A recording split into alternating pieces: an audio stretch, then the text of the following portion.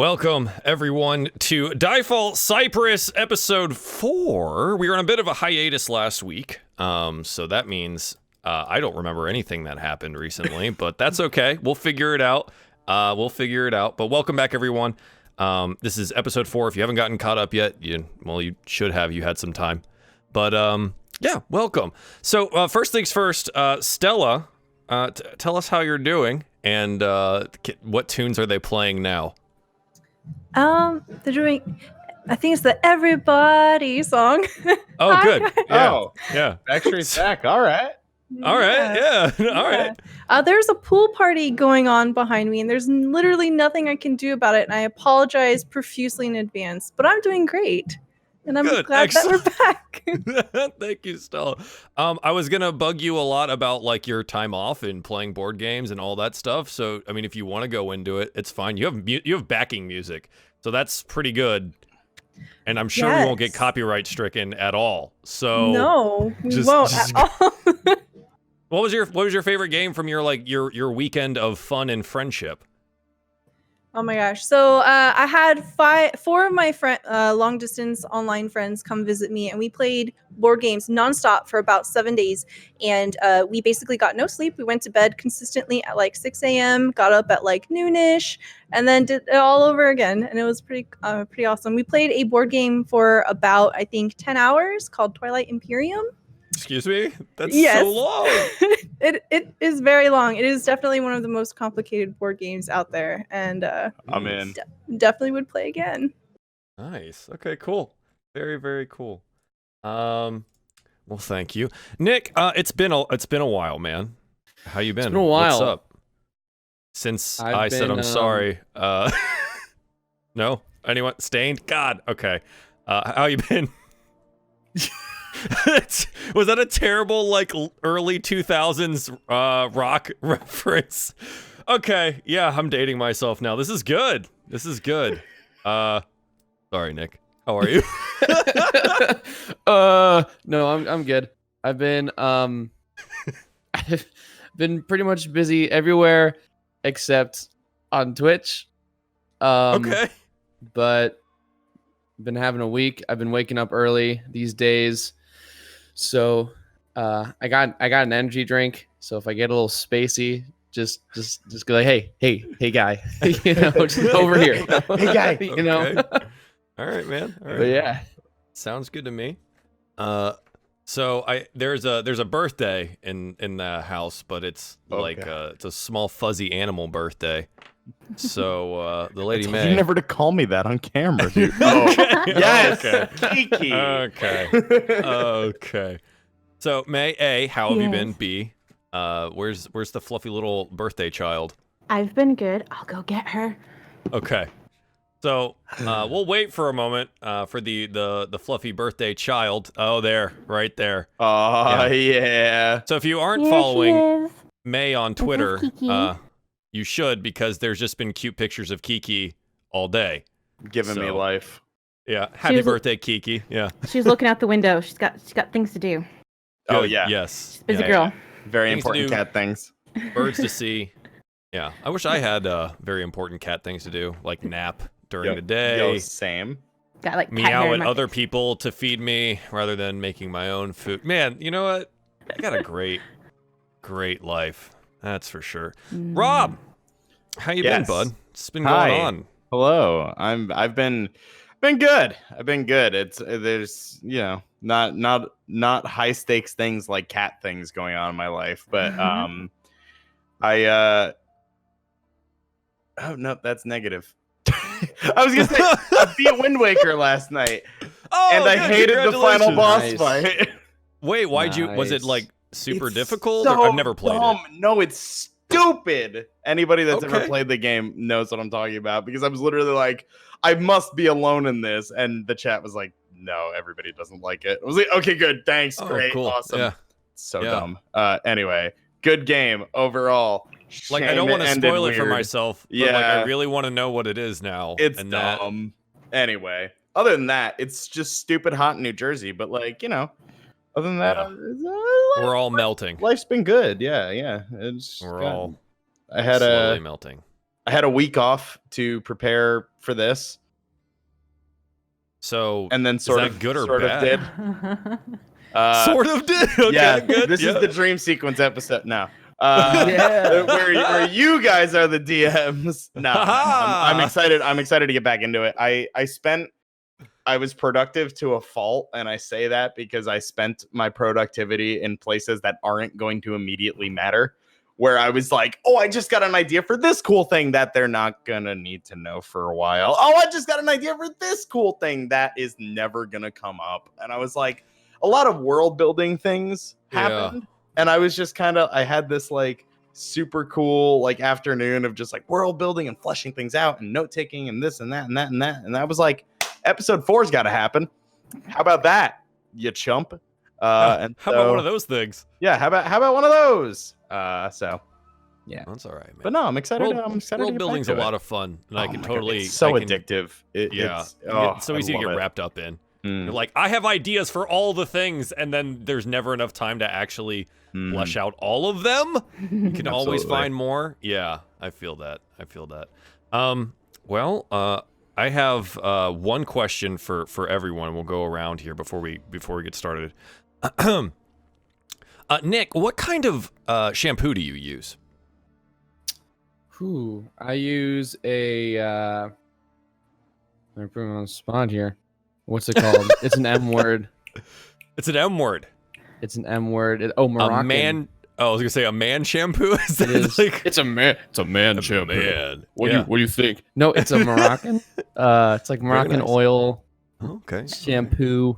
Smells Is it like blue with the gold lid? Gold? I don't know. It's like blue. It is blue. That's like the branding that we've got over here for the Moroccan oil ones. I can picture it. Maybe. So I use the Pretty sure it's got a coconut black version lid. of that. Rob, what kind of shampoo do you use? What's your play here, robot? There is nothing. There is nothing more.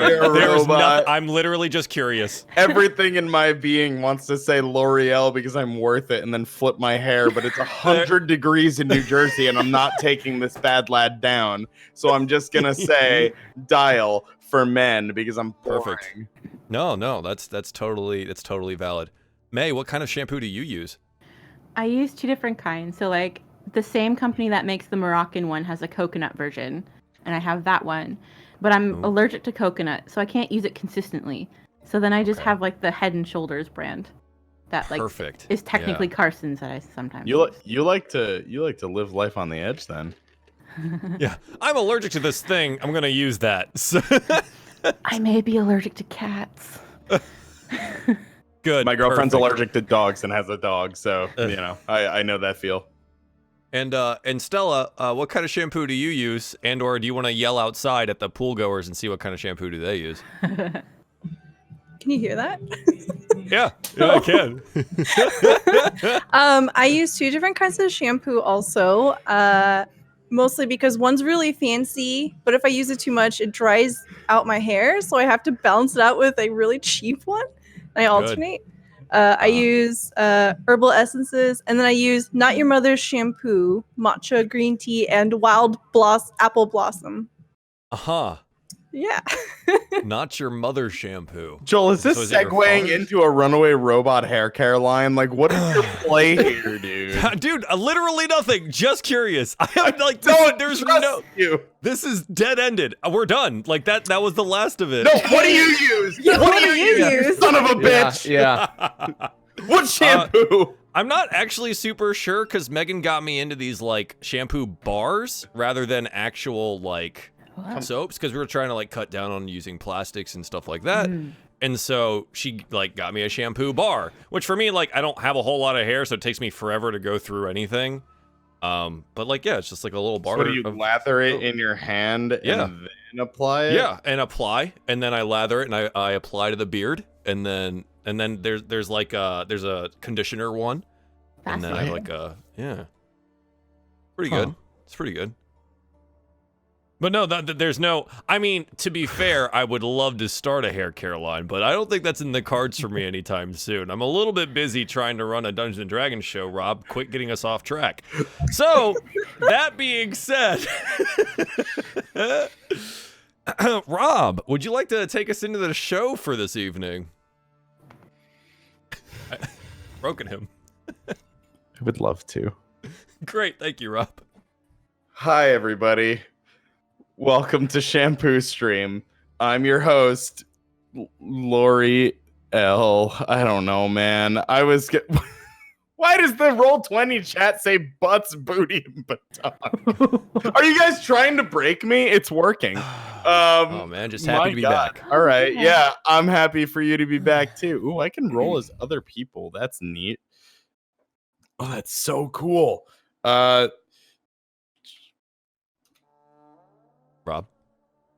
Recco, you rolled a 1. You're dead.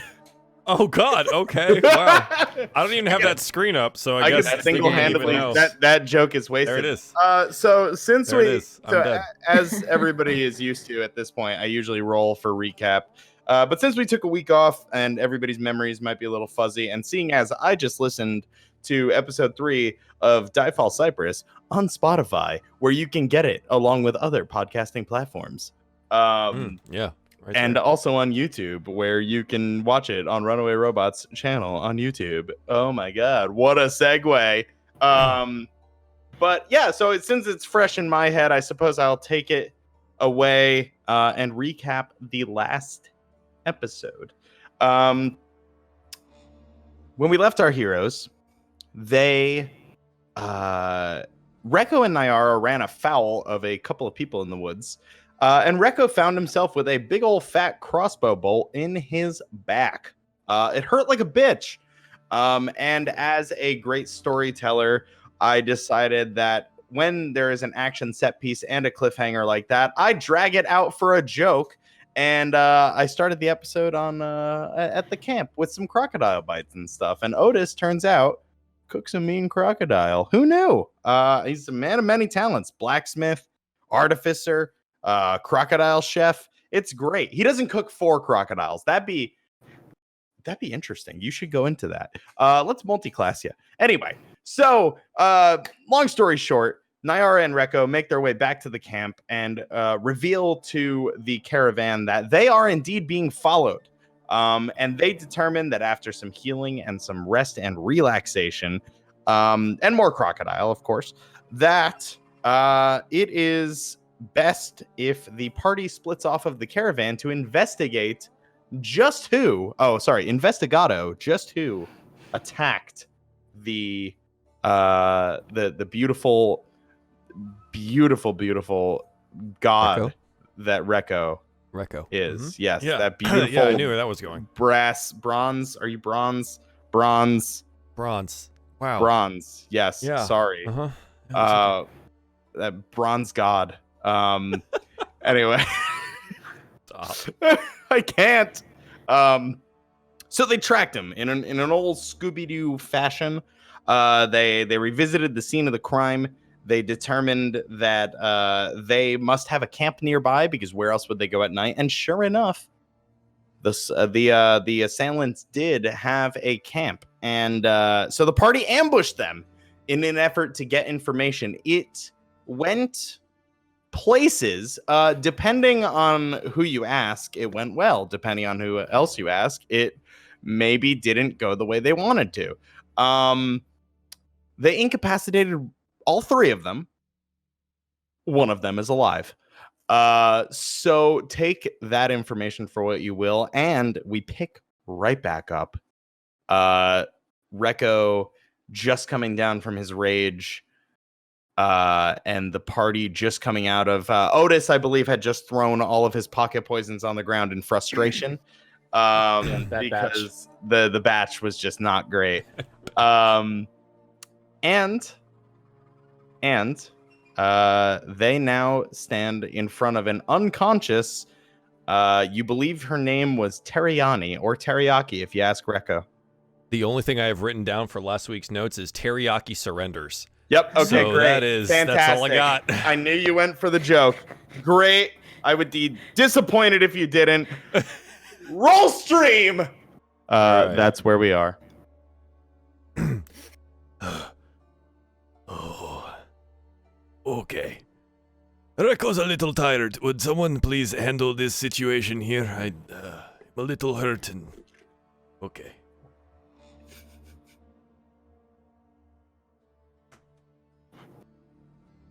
No? Okay. I Well, I mean, suppose... I would, but I really have to look at this. These vials here, just totally out. This batch is totally to waste. I don't understand what I did wrong. It's the same sort of formula. I'm picking up the vials. Poor sweet boy. Did you lose your toad? No, I think I still have it right here. Mhm. And Otis, if you remember, you have the a toad-shaped stone that you kind of tinkered with and crafted, it seems, to appease whatever destiny that Ashlog had in mind for you. Never leave home without your pocket toad, everybody. True. Always make sure you got your pocket toad, guys. Always But make sometimes sure. it's not enough. Sometimes it's just a bad batch. You know, it just happens. These things happen. Really, it's nobody's fault. It's not like I'm incapable. It's just the batch was incapable. You know, you really no point in fixing. Reko senses that you may have some underlying self-doubt, but I do not believe now is the time that we need to get that figured out. We have a prisoner. I am not one for, talk and interrogation, and I know I am terrifying and intimidating, but don't know if she'll talk to me. Naira sighs. She's like looking around at the other two dead ones, and she's like, Again, Reko forgot it was not decapitate, right? Yeah, that was the wrong one. she Yeah. face palms. Like, I just get so worked up. I guess we have. She kind of like, excuse me, and she calls out to the. So sorry. Yeah. Hi. Terriani was no, I'm sorry, she is conscious. I forgot how that went. She dropped her weapons, if you remember. She dropped her weapons and did surrender. She is sitting there kind of back against the one of the barrels next to the tent, and she is silently furious. She stares daggers at Nyara. Doesn't say anything. By looking at her, can I like see if I guess like I have more time to like see her. It's not in the dark when we're not fighting. Yes. If I might recognize her, or if she's like got some sort of like emblem or anything that I might recognize. Sure. So upon a looking at her, you don't immediately recognize her. Nothing jumps out at you. No discernible marks, no discernible emblems. It seems that you can make an investigation check if you want to closely get a little closer and examine maybe her armor or weapons or something. Yeah, like, I think as like Nyara is kind of like cautiously walking towards her, she's kind of like surveying and like trying to take in as much information as she can. Yeah.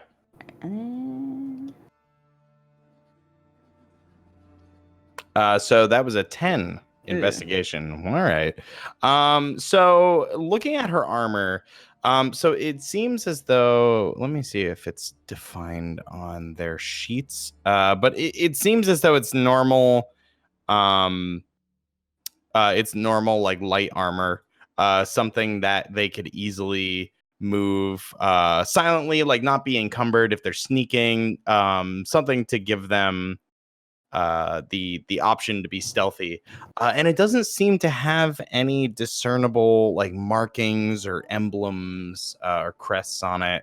It just seems to be regular old light armor. And as for recognizing who she is, it's just an elven woman, a wood elf, nobody that you know or would recognize. Right, Naira just kind of walks up and she's like, so mistakes have been made. I don't think you meant to attack us, and we didn't mean to do this. She kind of gestures towards the carnage. Reko, very sorry. He misunderstood. He gets so worked up, and then the axe, and then you stab, and then you shoot, and here we are. Things clearly got out of hand. I'm Nyara, and you are? She spits at your feet.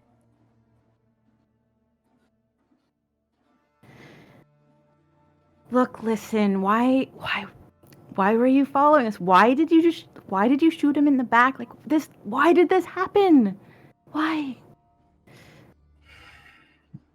Upon mentioning that Reko was shot in the back, she for a moment you notice that she looks off and kind of casts a glance toward the body of one of her fallen comrades. And Reko, this is the man that you had ended up dispatching, who was the one that fired the bolt. And it's a moment for her that upon mentioning that, as if she's realizing for the first time again that her friend is dead. And she just looks hurt, angry. Do not let her hurt change that. She is absolutely pissed, but there's a hurt in her eyes, and she just says under her breath, almost out of earshot, or almost too quiet to hear, rather. I told him not to shoot.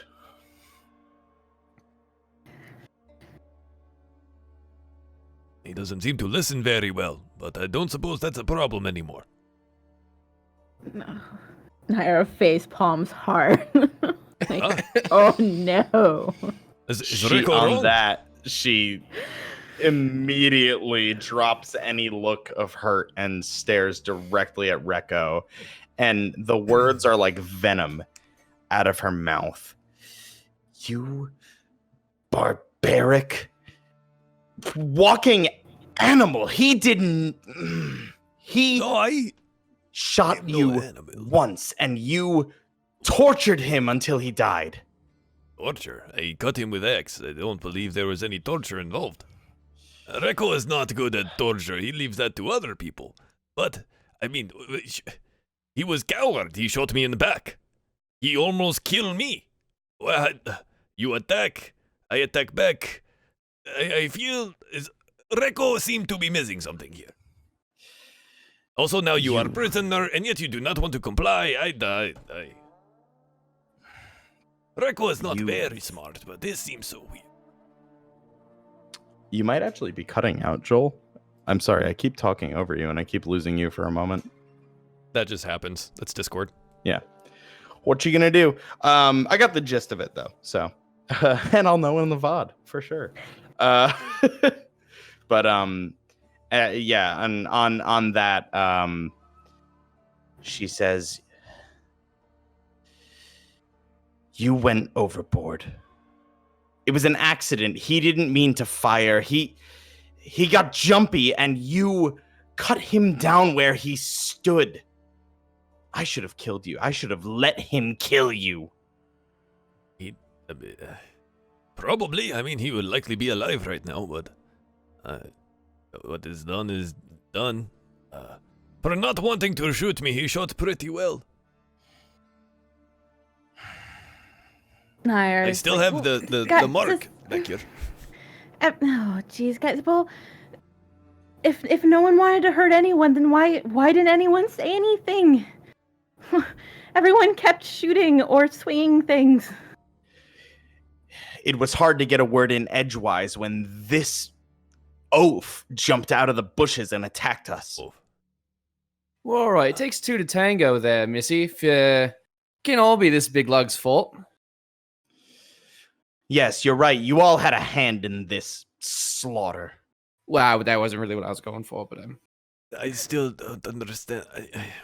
Okay. It seemed that we get nowhere, but I am sure Gabriel would like to have talk with this one and why they are following us. And maybe we just round up their things and go back. We're already... the day is getting late. We are behind.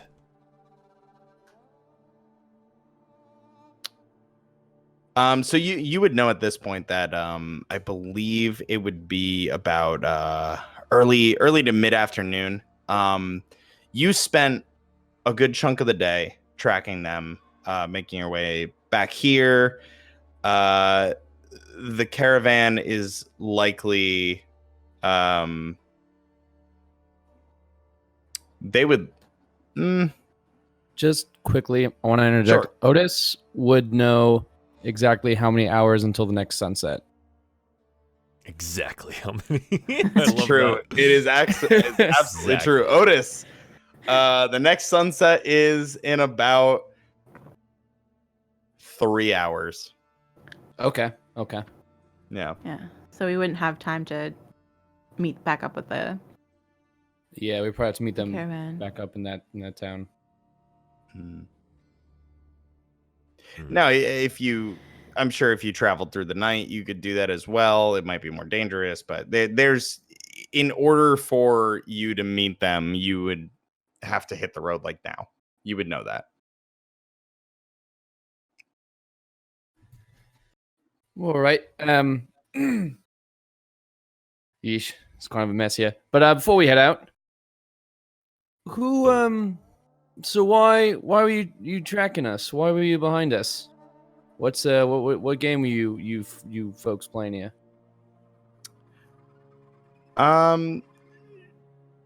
She is going to clam up. She doesn't respond. She just stares angrily at Rekko and then stares back at the ground. All right. Silent Naira treatment. will kind of like gesture the group to kind of step aside and be like, Oh, before we do that, we should have her tied to something before we move anywhere and try to get away if we want to keep her prisoner. yeah, so yeah, like Tie this up.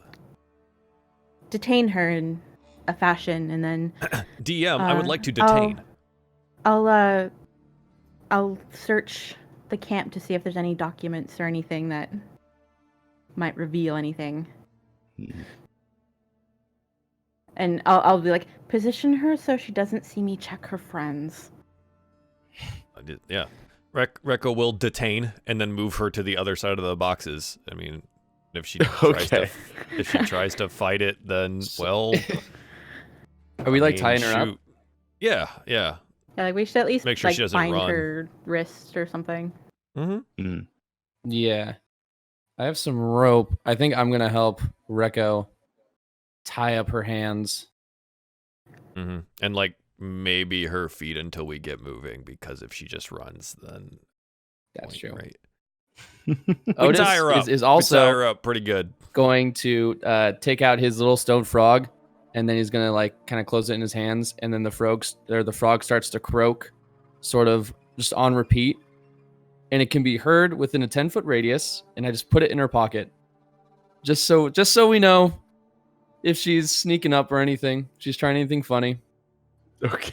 She's just got like every 7 or 10 seconds or so, it's like a croak comes from her. Gotcha. I love it. Okay. So you guys want to tie her up and maybe stash her near some of the crates? Mm-hmm. Yeah, I mean, Rekko will keep watch over her after this. Like, he's not gonna just not look. But while the other people are of course. going through stuff, then Sure. yeah. Okay. Yeah, I just don't want her to, get further angry by like physically watching me Yeah. check the bodies of her dead friends. Oh. I don't know. I think we're way past her not being angry with Yeah, us. yeah. Like, I don't think she's gonna be very don't agreeable for I don't know. don't as wanna long as we keep her around. Continue poking the bear. Sure. Okay, Sure. so Poking does the she- crocodile, as it were. Is she tied up? Um, Are we There good? you go. You catch more bloodhawks with crocodiles than you do with ashlogs. I don't know. Who knows? Anyway. So the two of you will tie her up. Just roll me a quick little sleight of hand if you have it, or just dex on tying her up. I mean, Otis probably Just has for better poops dex and than me. gigs. I'm helping him. If it's dex, I'm just helping. Yeah. Oh, so do you want me to roll it then? Yeah, sure. Okay. Noted, Stella. So Thank you. Then do I get advantage with Recco helping? Yeah, me, so or- just toss in roll another another roll. Okay. And so Okay, what's yeah. that? So that's what, it's pretty Is it secure. 15? Yeah, that is 15. Pretty secure. Looking good. And as Stella has noted, Ashlog will help Nyara pilfer pockets with very little politeness. So yeah, the two. So as to where I think you guys want to stash her, actually, you know what? Let me just put you over on the map just in case. So I mean that is not the right one. There we go. You saw nothing. So yeah, I mean, I'm picturing somewhere around here, because you have the two corpses still pretty fresh. So somewhere near where you guys entered the fray, I think is what you're looking for. Yeah, just like over on the other side of the boxes and just keep Sure. Yeah, Mhm. absolutely. So Recco and Otis tie her up, lead her over there, and then continue tying up her feet and whatnot. And what are you guys' passive perceptions? Are you both not 12? super good. Not what am I? too hot 12? here. I'm 11. You're 11. 12. 12. Okay. Yeah, both of them are high enough to notice on the boxes. These, so I believe it was mentioned last time, but not all of these crates or barrels look as though they've been touched in quite some time. You're looking at very, very weather-worn boxes, to the point where kind of like the grime and the moss and the swampiness has kind of like caked them shut, I feel like. And just something that you notice, and I believe if anybody's aware of it, it would be Otis. Otis, these boxes have the crest of the Kingdom of Prospera, which neighbors the province of Moreca. It's to the north. It's where Corto is. It's where this contract is supposedly with Cypress. Although these boxes don't seem to be a part of that. These look like they've been here for who knows how long. It looks like it might be an old, I think it was mentioned last time, but if not, I'll reiterate. It looks like it just might be an old like camp that was sort of left behind at some point. But yeah, so that's what your passive perception would tell you about the origin of these boxes, just in case you were curious. Nyara and Ashlog. So there lie two corpses, both. Oh no, I'm sorry. One is, so the one that Recco dispatched is kind of smack in the middle of camp. And the other one that I forget who killed the last guy. Was it Ashlog? I think so. I think so, yeah. But in any case, the other one is nearer to the tent. So there are their pockets ripe for the picking if you would like. And like I said, there's a tent there that looks like, compared to the barrels and whatnot and the boxes, was actually getting a fair bit of use more recently. So yeah, tell me what you want to investigado. Niall will check the tent first. Okay. So Nyara will pop over to the tent. Ashlog, I'm guessing, is picking pockets, rifling through the dead guys. Yes. Or, Ashlog will pretty much be turning their like pockets inside out, and if she sees anything, she might pull it up, give it a sniff, maybe stuff it into her own pocket. She looks definitely the part of a scavenger while she's doing this, and she seems to have a very methodical, very thorough way of checking these bodies. Okay.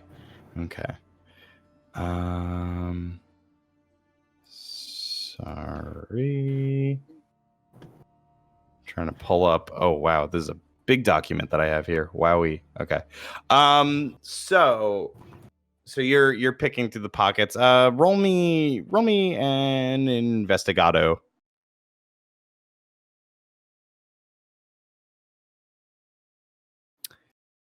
So that investigado is a 4. Wowie.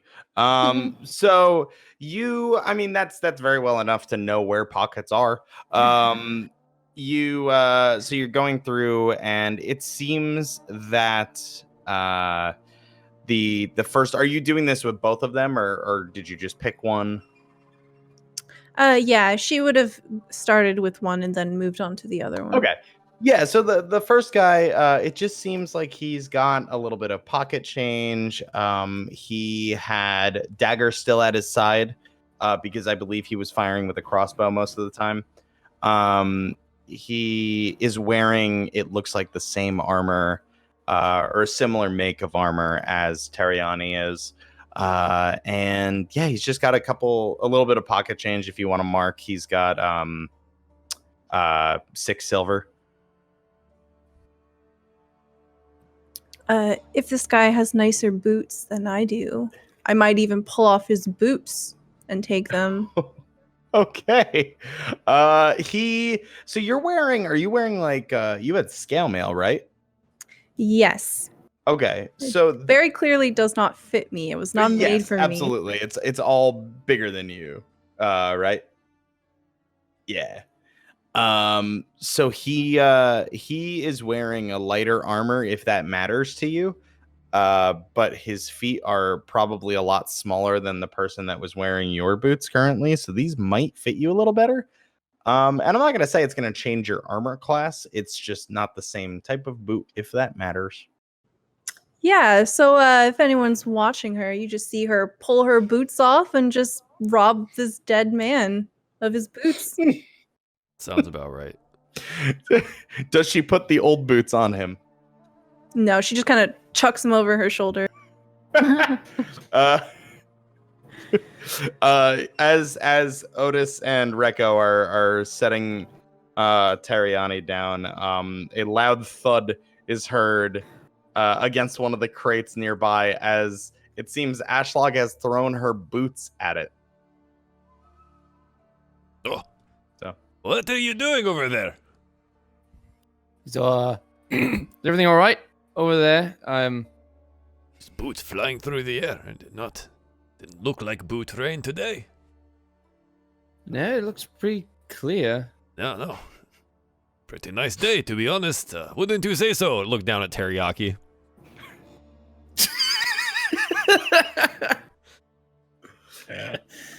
She is fuming and just kind of looking forward, not even making eye contact. She looks humiliated that this is happening right now. I forget her friend over. Not As the she's best fuming, day. you hear a little come from her pocket. Yeah, the occasional, and she's just. We're terrible. This is like, are you guys the bad guys? Like, are we the bad guys? Anyway, Probably at this point. Ashlog, upon donning your new boots, you do find that they fit a little better. I'm gonna say that we don't have to worry about proficiency or anything. It's not like you're changing your whole armor. They just mismatch, and that's okay. The other guy, whose name you didn't catch, what with him being dead and all, he has 4 copper in his pocket as well. Seems like he has a little bit less pocket change. It's fine. You know what? Maybe he bought some extra bolts that he fired at Rekko. Who knows? Nyara, so you're in the tent. Mm-hmm. Roll me an investigation check. Holy crap! That is a 25. Yeah. That's a crit, chat. Hold on. Wowie. She's alone. She's like cleared her mind, and she's like, "I got this, fam." Absolutely. I believe last time she when she was investigating the camp, I had mentioned that she is like a CSI on the job. That is very much, she is seasoned. It is like she has trained her whole life for this. It's crazy.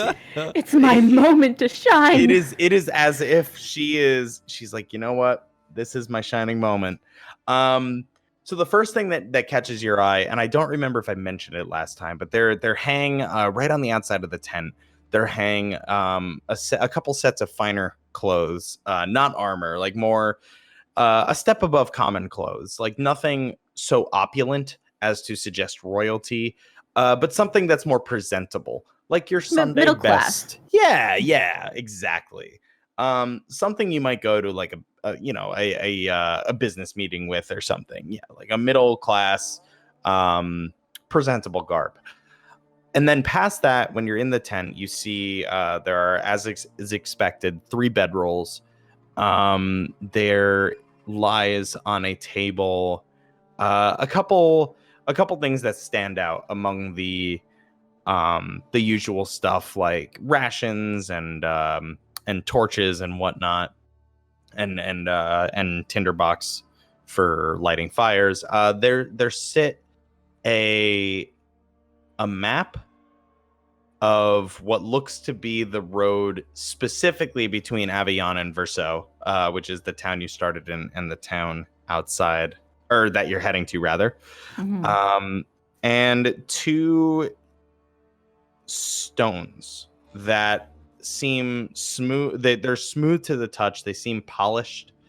And one is marked with a little red symbol that you don't recognize. It's not like thieves can't. Or anything that you've seen, and one is marked with a little blue symbol. And there's also a dagger on the table, and maybe like a couple doodads, like a couple like copper pieces or something. And with a 25 as well, you will notice a very familiar bag to you, a pouch. It looks to be the very same dried pea looking objects that you saw outside of the one farm. Interesting. Yep. Medicine. Ashla gets a little hungry. It's like her ears start burning, and she's like, Yeah, so she'll take the pouch and she'll put the 1 pea she found and put it with the new peas. Okay. And then she'll collect the symbols and the map. Okay, so she'll take those 2 stones and the map of the road. Okay.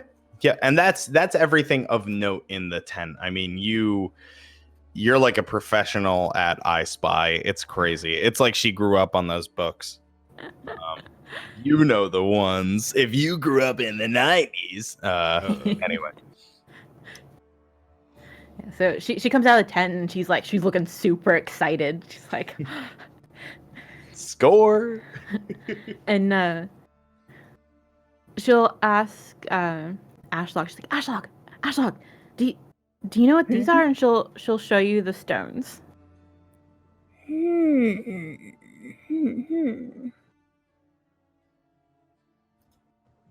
Ashlog will look them over.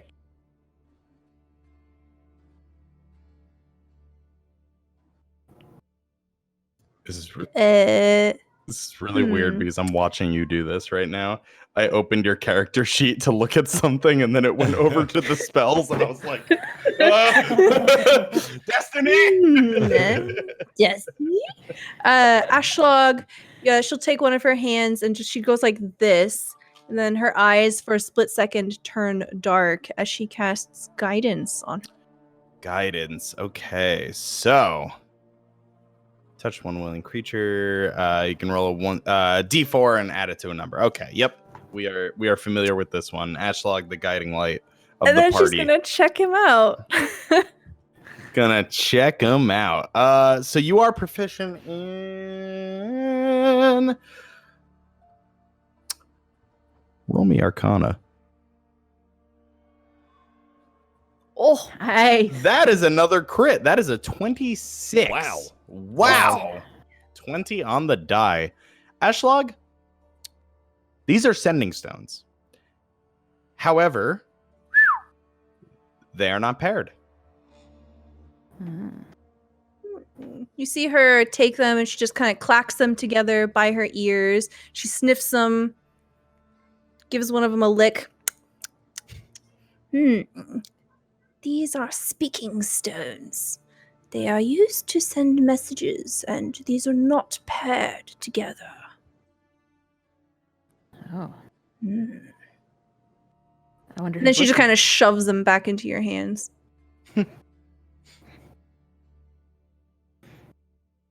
Nair, not too familiar with magic. She's like, someone's gonna hear me, so she like takes whatever extra fabric she has, and she's like carefully gonna like wrap them up, and then stuff them in her pouch, and the very bottom of her pouch.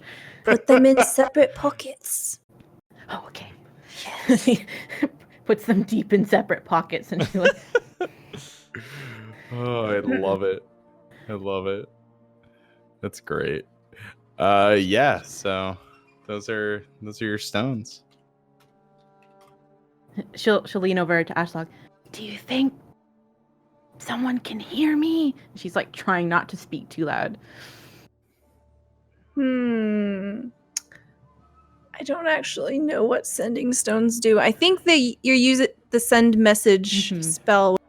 Yeah, so they, unlike the spell message, so message is cast and I believe it's a 120-foot range. The spell sending is a 3rd level evocation, and that range is unlimited. And so the stone basically is imbued. I should stop using that on stream. It allows you to use the sending spell upon touching it and speaking the verbal component and whatnot. So Ashlog would just explain to Nyara how to use them, and if they're safe and not always turned on or whatnot. Yeah, you actually have to, and thinking about it, I don't believe you need the component. You would just need to kind of use it to or hold it and speak into it. Yeah, as far as I know, like it's just like touch Yeah. voice activated, like a pretty much. walkie-talkie. Okay. Right. So without the intent to use it, like the blatant, like right up to it and like whispering into it pretty much, it's likely not going to just start talking to you. If you wish to send a message, Nyara, you must shout loudly into them. Oh, okay. Whew. Got Shout nervous there for a activated. second.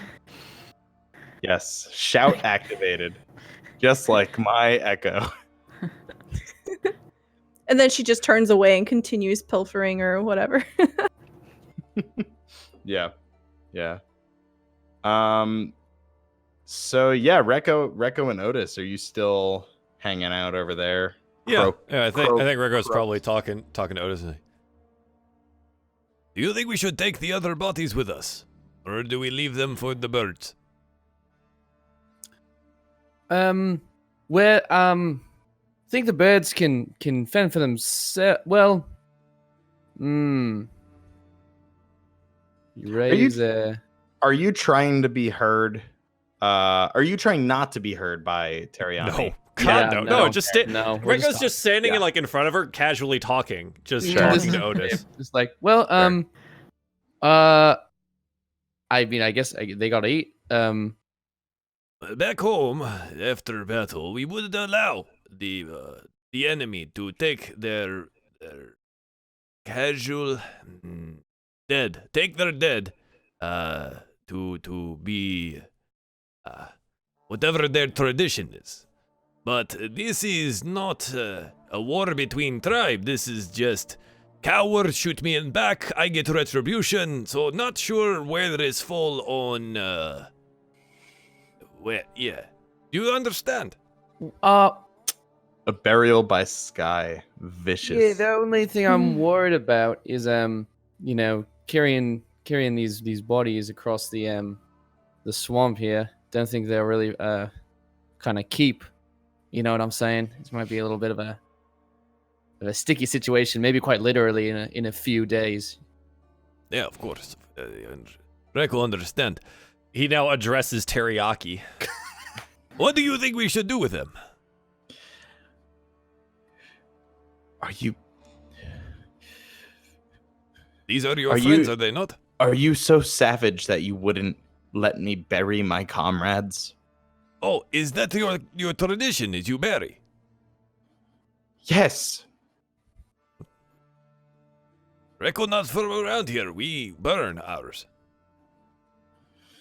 There might be. They return to the sky. We could bury him. Yeah, sure. Why not? We got. I mean, at this point, we might as well figure out where to set up camp. Looking at the sun there, it's going to be setting. In about a specific amount of hours that I would. We know. have camp right so, here. There is tent already 2 hours. set up. 2.5 hours. So, I mean, this might be as good a place as any to set up for the night, and then maybe head on over to Vaso in the morning. There is tent here. I do not see a reason to have to rush. Yeah, and we could bury him. Are you sure you would rather not burn them in the way of returning to the sky, where all life come from? Yeah. I think we're just gonna bury him. Yeah. Don't worry, big guy. It's good. It's gonna be okay. Okay. I will help if we have a shovel, or I can use big claws and I can dig in the dirt. Nah, I'm sure we can find some sort of tools around here. Pretty good with that. Okay. You will have to show me how. It looks back at Teriyaki. Do you want to help? She looks down at her hands that are bound with a I pretty will unbind solid. What's that? I'm sorry, you cut out. I will unbind you. But do you want That to was help? worse. I can everyone else hear me at all? Oh, we're losing you a little bit. Yeah, it's Good. a little hard. I'm sure it's fine on the stream because you're casting, but Okay. 2 Yes. seconds, everyone.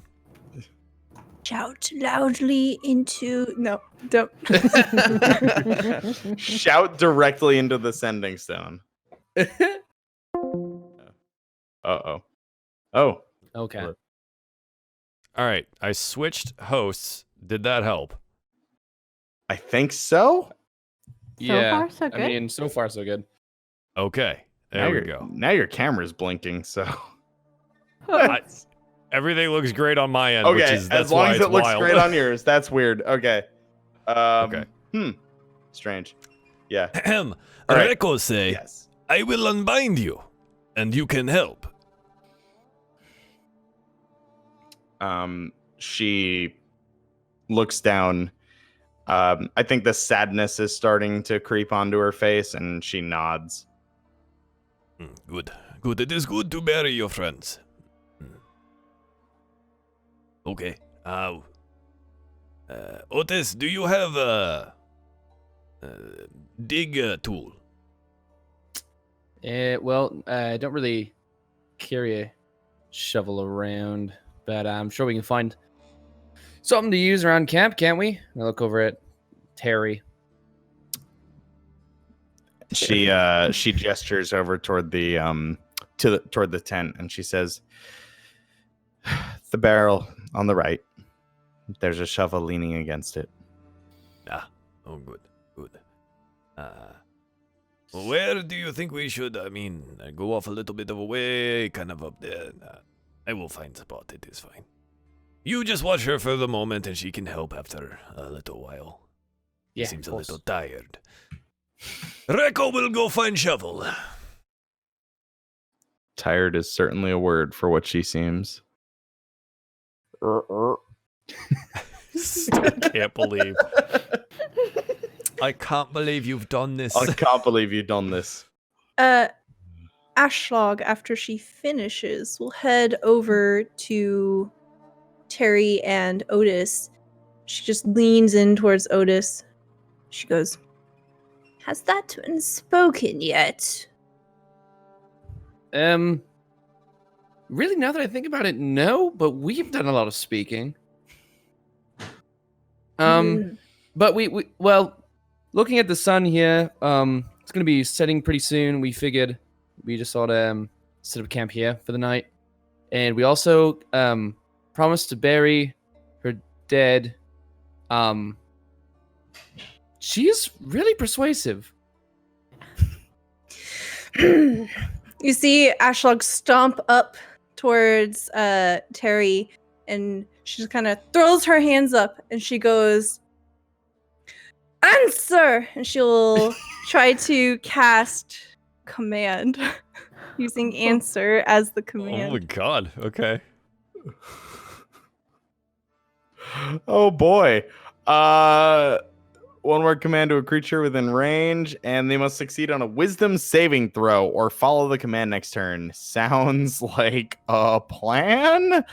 So there are a few, the way that this spell works is there are a few suggestions here, but it's also up to the DM to just use any one word thing. Yeah, I mean, answer is one word enough. I would say that's pretty. Now, did you specify what you're asking her to answer beforehand?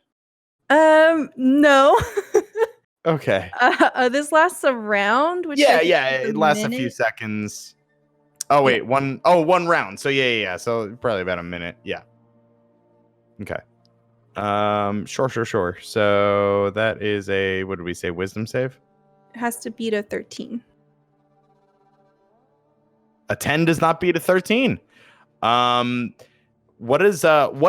happens to Terriani? Like, what do we see any physical manifestation of this doodadery? I think this spell might kind of have some dark flakes, those ash-like flakes kind of hovering near her head in a sort of haze as this manifests. And Ashlog points straight at her with one hand, and she says, "What is the purpose of your people here?" Okay. So she I'm just reading the spell one more time and Yeah. reminded of something that happened in another game I was watching today. I didn't realize Grovel was actually on here. Yeah, so she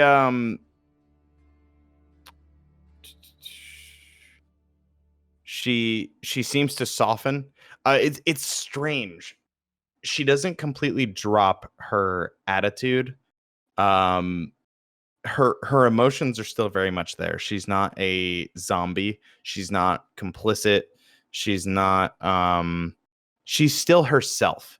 But it's almost as if something is just compelling her to answer truthfully.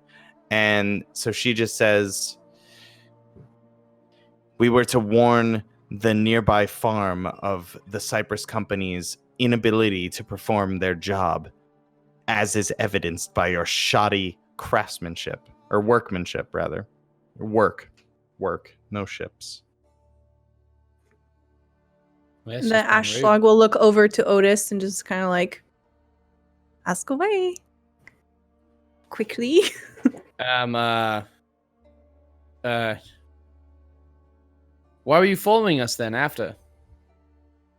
If your business was just with the farms, then why were you trailing behind us?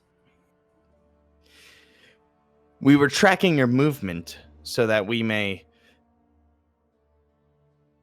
move in toward the farm uninterrupted by you.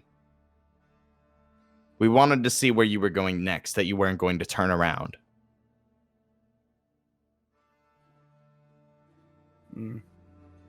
Why? Who do you work for? Morakan Enforcement and Trade. I see. It's a little bit of doing a little bit of foul mouth in our company, so your company looks a little bit better. Is that what your job was there? Get us to lose called- business? Healthy competition. Ah. Well, real healthy,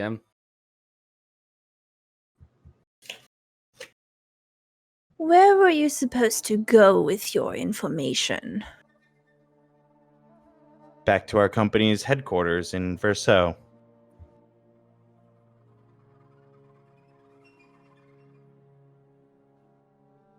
Who do you directly work under?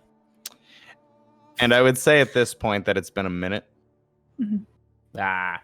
and it seems that the spell begins to wear off, and maybe something flickers in her eye for a moment, but her expression hasn't changed, and she just kind of spits at your feet and looks away, feeling Well, violated.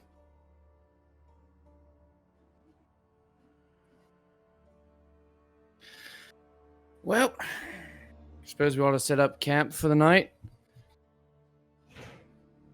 I will consult the bones. And she just kind of turns away, leaving Terry to be completely your responsibility.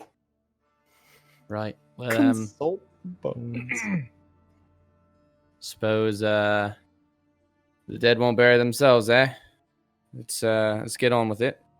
And I don't untie her hands yet, but I do untie her feet so she can stand up. She's definitely not going to be able to stand up on her own with her hands bound. Okay. I pick her up. Or I help her up. Roll initiative now. She begrudgingly accepts your help because she's not going to be able to do this alone. But it seems as though she doesn't let the interaction last any longer than it has to, and Sure. quickly jerks her arm away as she is standing up and has her balance. All right, hey, come on then. And I'm gonna go find that shovel, and then Oh, Reko is already digging. yeah, okay. Okay. So Reko, I suppose you walked a few paces outside of the camp, and you've been digging. Reko's Awesome. been digging. I don't know how far he's gotten, but Reko's been digging. I'm gonna say, I mean, they were at that for about an hour. You've probably been up a minute. You've probably been at this for a couple minutes. So you've gotten a good a good shape to as to how big you need the hole or how wide, diameter wise, to fit each body. It's not as deep yet though, so it'll probably take you another 30 minutes or so of digging. The ground is fairly soft here. I mean, you don't have to go that deep. I was gonna say, how deep does he go until water starts pooling into it? Honestly, Swampy. not far. Probably about 6 or 7 inches. It is. I think. Well, he puts it. Okay, so the shovel goes in one time, and he's like, this is why we burn. We don't have to worry about all the water and things. Bodies floating up. Are they walking over to him yet? After he's kind of dug this area, and it's a big puddle now, right? It's like kiddie pool sized, and it's got water all in it. Yeah. There's a Terry, assassin woman that tried to kill us. That is your name now. Are you sure you losing do you not again. want to? Oh, again? Yeah. Is it everyone lose me again? Is that how this is gonna be? Anyone? It was Can a anyone little hear bit. me? It was cutting out for me too. It was just every odd word. Mm-hmm. Yeah. Do we need to restart the call, maybe? Yeah. All right. Chad, Yeah, we'll be sorry. right back. Give us a Sorry, sec. buddy. Okay, we're back, and hopefully it functions for now. If it doesn't on the real break, we'll redo all the things and fix it all. Mhm. Anyways, so Reko, are Teriyaki and Otis coming over to him? Is that where they're coming? Yeah. Yeah. So at about the point that you realize it's a swampy ass puddle, Yeah. Otis and Terriani have come up to you, as you're kind of like musing to yourself about the wonders of burning bodies. Yeah. Rekko leans on the shovel and like looks over and says, "Are you sure you do not want to burn them? They will. This is not necessarily the best place." He kind of like gestures into the puddle. I assure you, they fight with honor. Sometimes the gods will welcome them home. What do you know of our gods? Well, I am a son of thunder. This is one of your gods too, is it not? I think you call them Marok? Are her hands still bound, Otis? Yeah. She turns to you, tears in her eyes, and just says, "Please, I will handle it." And holds out her wrists. Yeah, well, geez, this is a little too much for old Otis here. So I'm just gonna, I unbound her hands and say, "Hey, just do your thing." She walks over to Rekko with a sort of scarily calm and methodical walk, and just holds her hand out to grab the shovel. Do you give it to her? And just hands it to her. And she turns away sharply and just starts digging. Okay. Well, is there a stump nearby? Yeah, you know what? You're pretty close to some of the water. I'm gonna say there was a felled tree there. Sure. I don't want to be any more than like 15, 20 feet off, but like sits down and just watches her do the thing. Okay. Yeah. So there is ample seating for this this show of a really sad elven woman in the woods digging an unmarked grave for her two friends. You know, Rekko, I move over to Rekko. I kind of starting to rethink some things here, and might be best if we just kind of set up camp somewhere else. You know what I mean? We could just.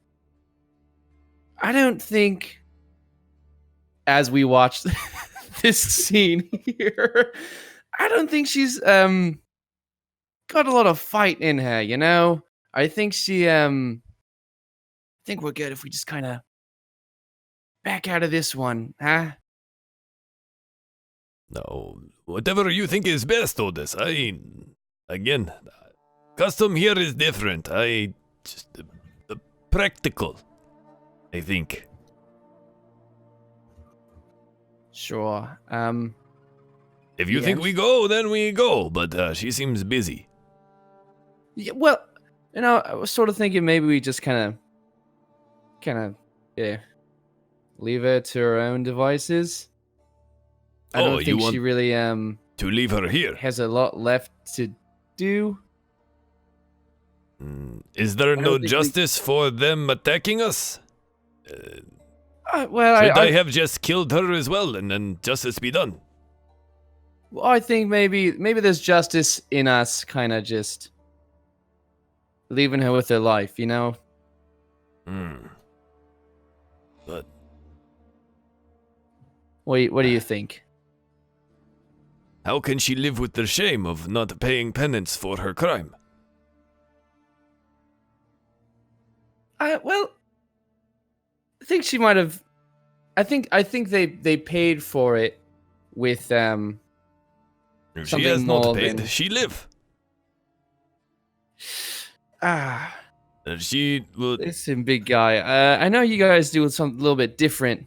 Where you're from? Is there no chief that will serve her with penance that she must serve the tribe that has captured her until she has? I'm just where I'm from. Really, following isn't so much of a crime as much as you know, some other things that might have transpired around here. Follow. And They one shot me, and then we come here and they attack. We attack.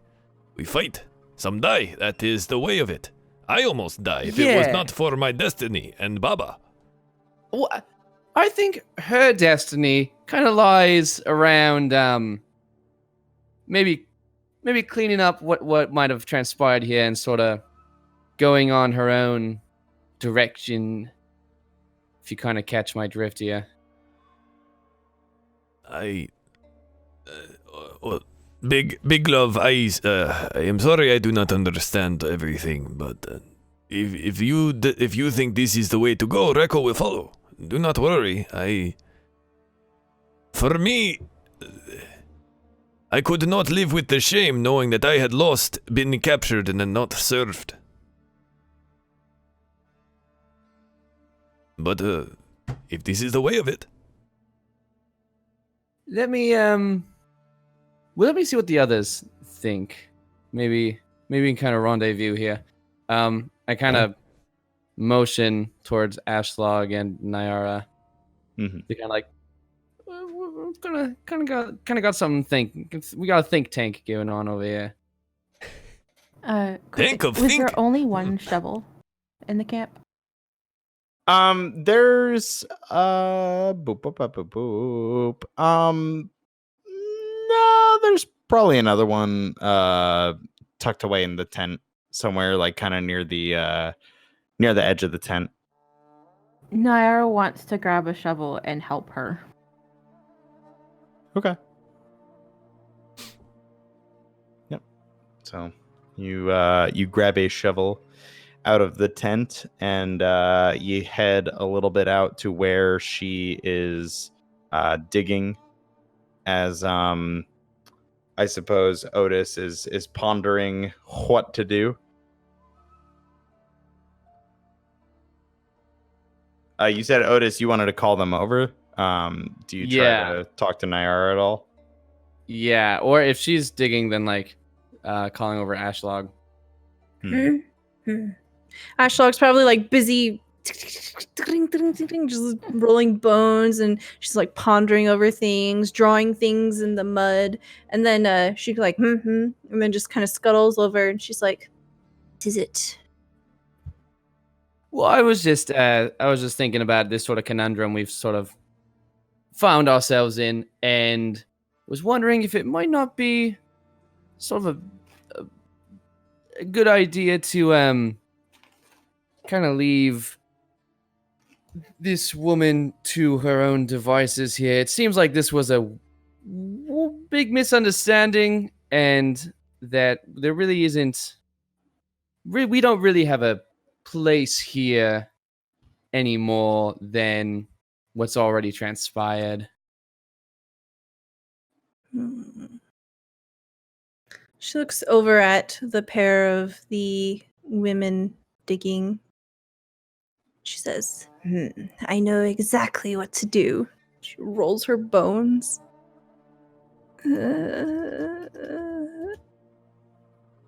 She just kind of stares at them. She doesn't give an answer. She's just staring very hard and long at them. Ashlog rolled an unrelated 10. There's right in the middle. Unfortunate.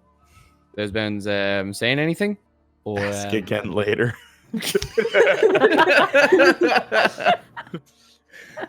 Don't count on it. Oh, come on. Reko, why don't you take the shovel from Nyara for a minute? I must speak with her. Will be done. And gets up, like, kind of heavily and plods through the, just when he gets in the water, I'm assuming the water's almost maybe mid-calf deep now, and just trudges across the kiddie pool of whatever they're digging out. And he goes up to Nyara, Baba would like to speak with you. I shall handle these. Okay. Walk And over holds to out the hand. Ashlock. Yes? Then she just kind of points at Otis. Yeah.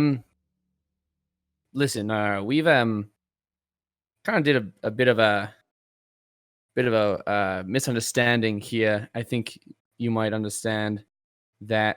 I was thinking it might be in our best interest to kind of just move on from this, and I think it might be in our new friend's interest to kind of just have time for herself after what's kind of transpired around here. And I don't really think we have a place here anymore in this sort of situation.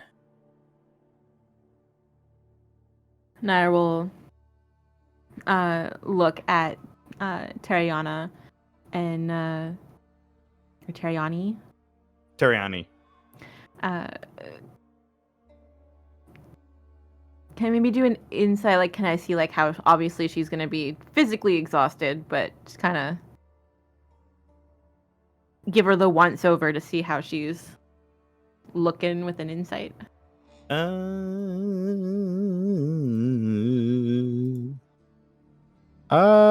Yeah. Do insight. Yep. I was gonna say medicine if you had it, but yeah, insight will tell you what you need to do. Oh yeah, 23 will definitely real hard.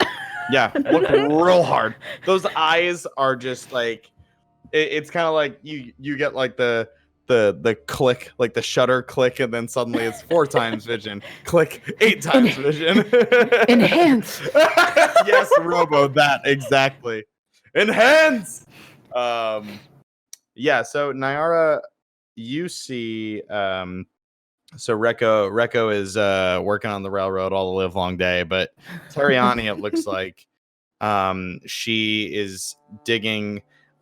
She is getting a little frustrated, I think, at the water filling the hole. It seems like it's a fruitless task, and she kind of turns a bit in frustration, trying to fight back tears, and it looks like you're trying to see if she would be able to like fight back, I guess, or like how good she looks in terms of like, I guess it's like how defeated her will looks, and if she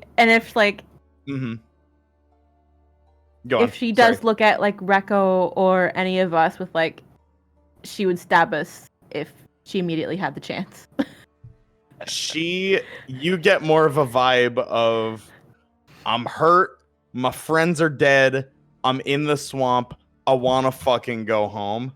You don't get the as soon as they turn their backs, I'm gonna murder them sort of feel. You get the feel of a woman absolutely crushed in more ways than one, physically and emotionally, and a little more physically because you guys did a number on her. But yeah. Nair starts to tear up as she's just like studying this woman and being like, what have we done? Naira, the moral compass. Definitely need her. It's actually kind of hilarious because Nick in the Discord is like front and center, and then May is up here like the angel on his shoulder, and Ashlog is over here like the devil on his shoulder, and it's kind of amazing. And Reko's just looking handsome, as Reko do. But yeah, so yeah, that's what you see. You see somebody who looks like they just want to go home. I didn't even want to go on this vacation, Mom. Except if your friends died. So. Oh, it's the worst. Yeah, she'll nod to Otis and just like, yeah, we should just leave her be to go home.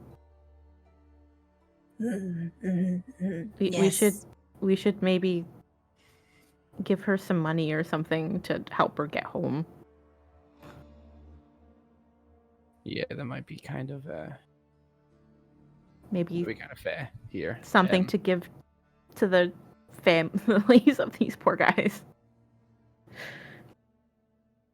Maybe, yeah. Naira's gonna go in her pouch and take out 10 pieces of gold and kind of just like set them in her hand to like kind of like sectioning them off to give to her when she's done digging this hole of water. And Nara will be like, maybe you should dig the rest for her and let her sit down. Yeah, sure.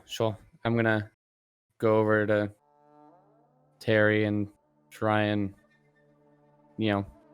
get the shovel from her and like be like, oh no, you can, like, we'll dig this. Yeah, as you walk up to her, she looks like she's at the end of her rope, and she just kind of is about to throw the shovel down in frustration, and just right up behind her comes Otis, and you offer, and she just kind of looks at you, tearfully, and just stabs the shovel into the ground and walks away to the tent.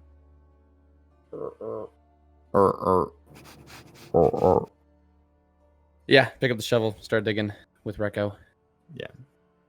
Naira will Hello. go after her and be like, could you give this to their families? And she'll offer the gold.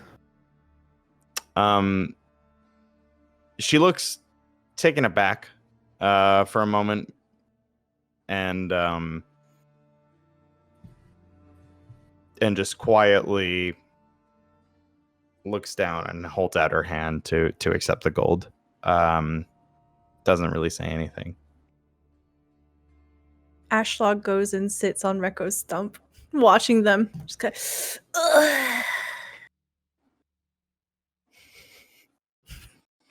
And yeah, the graves are coming along. They look to be about deep enough, maybe. Hard to tell with the water, but it looks like they're deep enough to fit bodies in. Are there any good size stones around? Not like Are there any big, but good-sized like stones these. around? Yeah. Yeah, so you're pretty close to the water. I believe there would be a couple like bigger stones near the water's edge, maybe sticking out from the ground. Sure. Absolutely. Rekko would like to go get, I don't know, as many as he can possibly do in under an hour. Okay. Yeah, I mean, is your goal to make full-sized like piles, basically? He knows it's not feasible, but he also doesn't want the bodies floating away. So he's very concerned about the water situation and putting things underground. It doesn't make sense to him, and he's like, I but they'll see. float away. What? I see. So are you looking Like trying to weigh put them the down. bodies in the hole and then then weigh cover them it up down. and then put the stones on top? Sort of, yeah. In either way, either like Sure. put them on and around the bodies to hold Yeah. them down, or Okay. put them over the dirt or whatever. That's yeah, we'll say that's doable. The bodies are put into the graves with a rather unceremonious plop, and as Otis starts to cover dirt on top of them as best he can, and I mean, it's kind of falling into the water, and then it gets to a point where, okay, you're past where the water was, and you start to see the surface of the dirt. It's still a little iffy. And then Rekko comes over with the stones, and just as best he can. I mean, it's not going to be pretty, but you're able to basically make like I believe the term is like barrows, essentially. Rather wet barrows, but barrows. And yeah, it's doable. Okay, for sure. After the graves are finished, Ashlog will come up to them and she'll be saying some kind of like a chant, some kind of funeral rite in Dwarvish. And you kind of hear the sound of ravens in the not so far distance as she's doing this. Although they might not be able to be seen, you can hear them. Okay. All right. Yeah, and whatever ceremony or prayers you give as they end, it's just about time. Otis would be able to tell you with precision that the sun will be setting very soon. It's probably already begun to turn the sky a little bit orange. You've probably got about like 45 minutes until sunset at this rate. You all right? I say we done as much as we could here, Yeah. You said you would like to go? Yeah, it might be time to kind of make our way. Yeah. Rico like goes to like the edge of where he's all the berries, so like picks up his pack and his stuff and puts it back on and gets his shield strapped up. Okay. Baba, are you ready to go?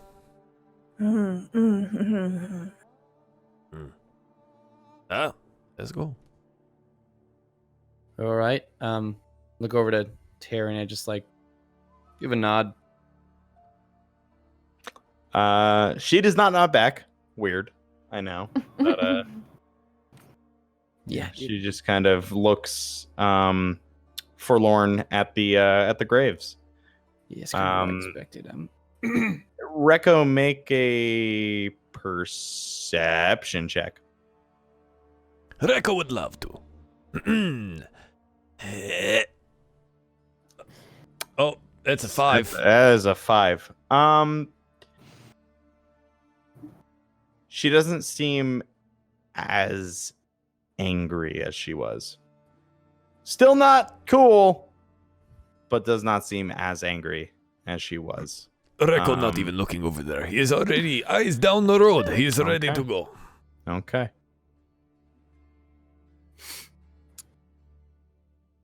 All right.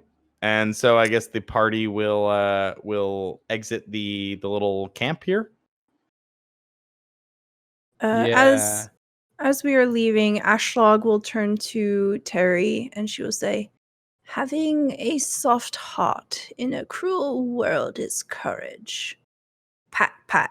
And just kind of turns away and walks off. Okay. She has no answer for that. The frog is still croaking in her pocket. I was too embarrassed to ask for it back. Oh my god. So as we walk away, there's just like a. I need to make a note at some point, as in a very tense moment under the cover of night, you hear a and it's like the croc that came to take Hook's kill Hook. Yeah. Oh my god. It's Ariani! Run! Oh god. Okay. And yeah, so the party so where are you guys heading? I'm assuming kind of like back the way that you track them, like you're kind of retracing your steps. Mm-hmm. Yeah. So I guess we're trying to get our way back to the caravan. Sure. Yeah, making our way back to the road. I think. Yeah, so night will definitely fall just about at around the time that you would be nearing the road. So you're not too far off the road. You can see the light of an occasional like torch just kind of like chilling somewhere that somebody lit along the way. The cobble-y, like secure ground, relatively speaking, in the swamp, as secure as it can be. And yeah, if you'd like to make camp off the beaten path a little bit, the sun is beginning, or the sun has set at this point, and night has fallen.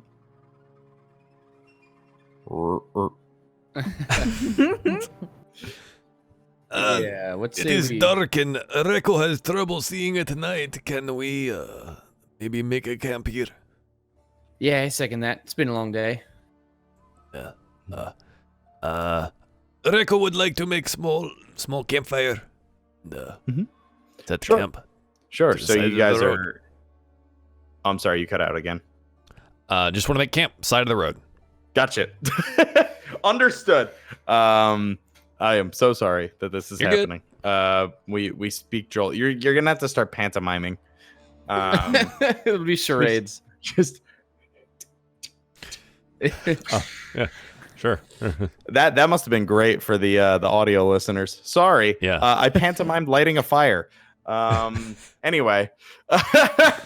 So yeah, the camp is made, a fire is made, and you have the night, and looks like we're about halfway through the Strimbo. I think this is a solid point if we want to take a break real quick, so I can, I don't know, maybe change the shirt that I have now sweat through.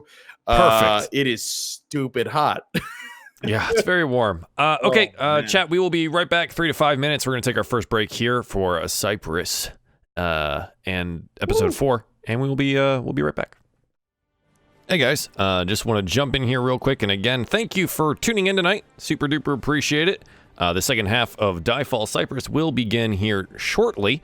If you guys need to catch up on any of the other things that are going on, or any of the other shows that we do here, head on over to the YouTube. It's youtube.com/runawayrobot. And as well as we are available now in podcast form. So if you want to head over to Apple Podcasts, Spotify Podcasts, or even SoundCloud, you can put in DieFall Cypress or DieFall Dungeons & Dragons, and we should pop up. Again, we'll be starting in just a bit, and thanks again. Welcome back. Hi. Yeah. Okay, that was... Welcome back, everyone, to DieFall Cypress Episode 4. Rob was just describing what he's going to do after the stream. Scandalous, brother. Scandalous. So, take us back down into the Dungeons & Dragons world so we don't have to worry about what you're going to do in the shower later. So, golly, back to the swamp, huh? I've got the mystical color-changing shirt. This is great.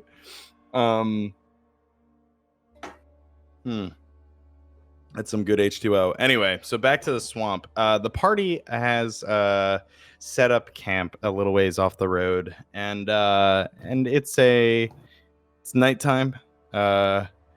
Otis, it is exactly 23 hours until the next sunset.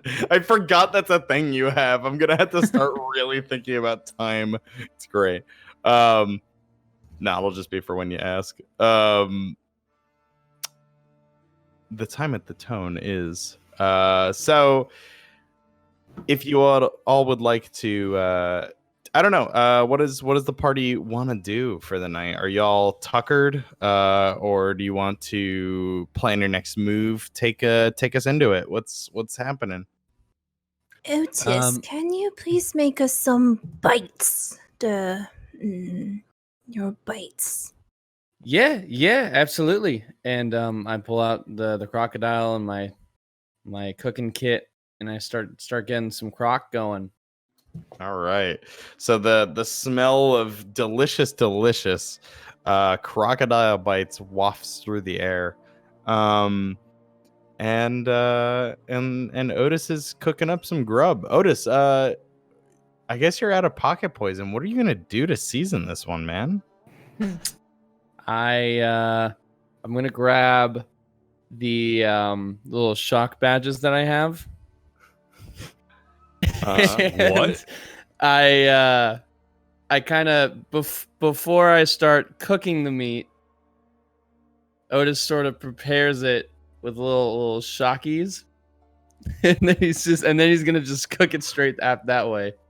I see how it turns out. Love it. So just as a quick reminder, Otis is a artificer, and all of his spells are kind of flavored to be works of engineering and everything. And so his shocking grasp is done via these cool little shock badges that he slaps onto his glove, and then proceeds to grasp. So I'd like to say that he maybe slaps one or two of them on his gloves, and then he just kind of what's it called, like a defibrillator, like not unlike the paddles of life. He breathes delicious Flavor Town into these crocodile bites. Perfect. And he cooks them up. Hell yeah. Wow. All right. Everybody else just wait until dinner, or what's going on? I think Rekko may be pondering, and he speaks up.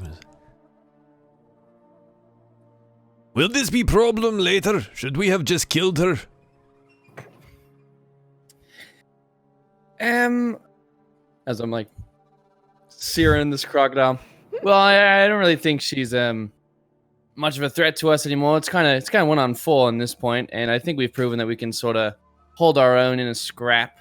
And I think she might know it. So But there was only I think 3 of them. And she say she...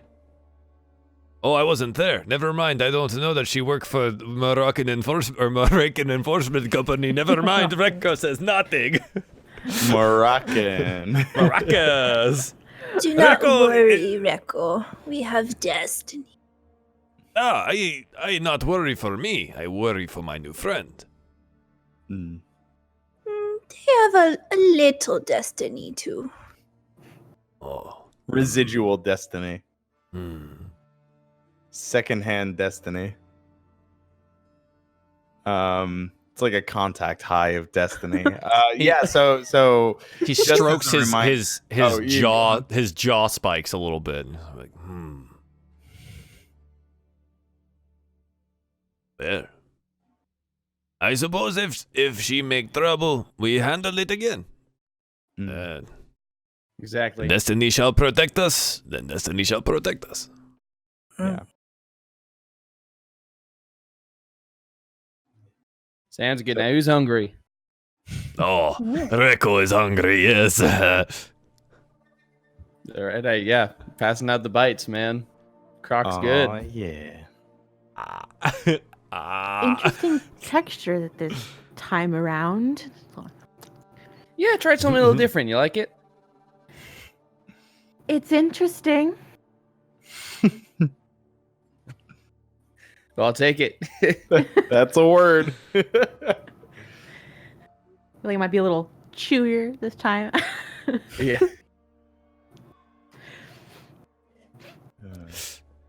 It is Where good. the acids yeah, before yeah. kind of broke down and tenderized. I feel like shocking Yeah. would like tense it up a bit. Yeah. The I meat is love it. very dense now. It's just all shocked up Right. together. Very Otis- rubbery now. Otis, we're gonna make a subclass for artificer that's also like chef. Yeah. I love it. Ashlog totally chews with her mouth open too. Wonderful. So yeah, another crocodilic dinner. Hell yeah. Okay. Well, Rekko shall take first watch, and you all get some rest. And then we continue to find our way back to the rest of the group, huh? Mm-hmm. Sounds like a plan to me. Good. Mm. Well, off with you. Get some rest. Yes? Yeah, Naira makes a little area where she'll kind of sit ready to trance. Mm-hmm. Okay. So Rekko, you are on first watch, my dude. So everybody turns in for the night. Otis getting some shut eye after a meal well cooked. Ashlog doing spooky bone shit. Off in her own corner of the swamp. And Nyara setting up and getting ready to enter a trance-like state and meditate on all of the no doubt new and interesting things that happened during the day for her. Rekko, make me a perception check. Rekko see everything. It is a 10. He sees everything You in do the dark. see everything with a 10. Yeah. The night your watch passes uneventful. No angry revenge coming in the night, it seems. And then by the time so Nyara, you're trancing, is that right? Mm-hmm. Nyara, make a perception check.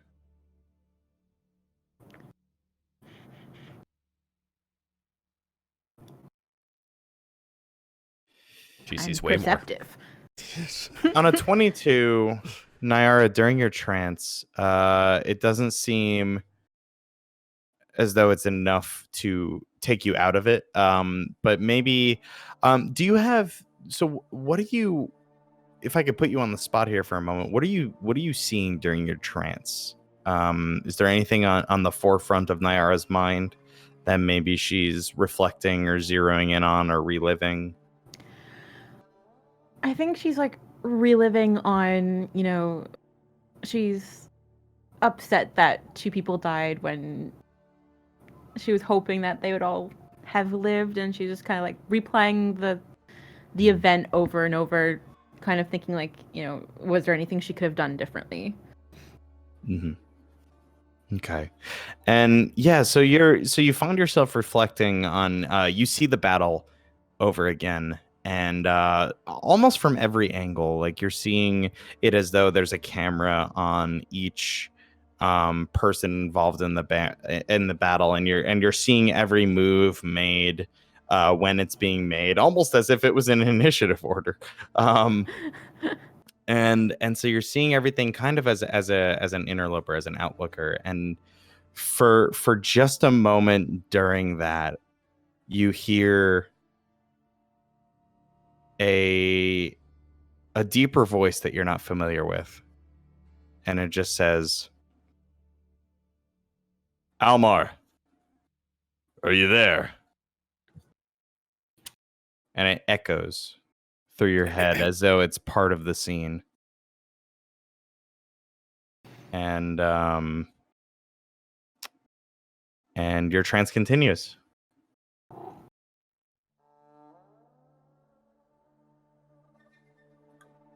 And yeah, as your trance ends, I mean, it only takes you 4 hours to trance. You are able to wake up, and if you want to serve the rest of the watch and whatnot. Yeah, like she'll keep watch over everyone, and she's kind of like, Almar. And she's like, do I know anyone named Almar? Who's Almar? You can roll a history check if you want. Yeah, she's gonna just be like, do I know anybody? A 20. You do not know an Almar.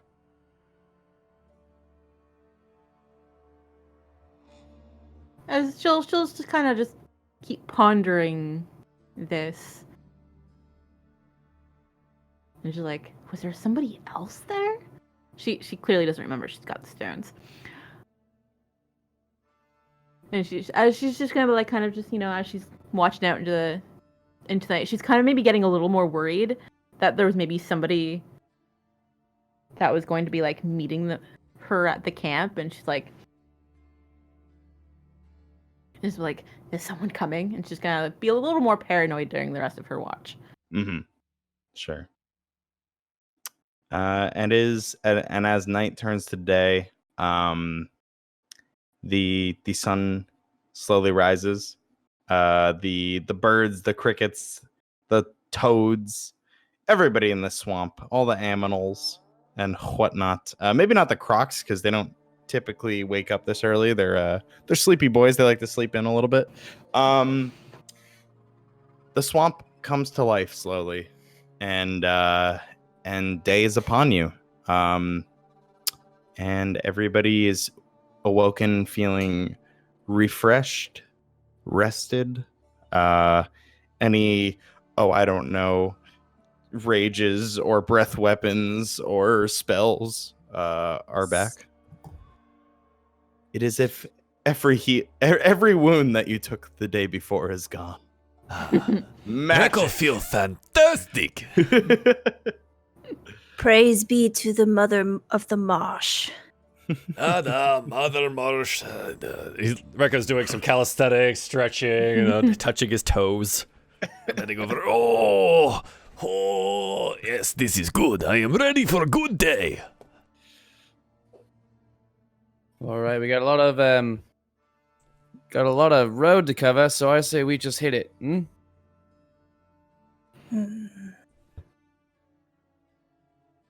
Yes, let's go. Yeah, Kick so like it's a kick some party- dirt over the fire and you Mhm. know Sure. Tear get down going. and So take the- off. Yeah, so the party makes its way. The road is not far. So it is very easy for you all to hop back on there and take the road if you so choose. And yeah, as mentioned previous session, the site of the Great Crocodile Battle of 19 was not far from where the trail to the camp led. So you're, which is also not far from the first farm that you came upon. So as you make your way back to the road, you see the farmers and everybody starting their day on that farm, slowly going about their business and waking up in the morning and just starting the day fresh. You know, they like to get up bright and early, get a day's work in, so they can retire just as early.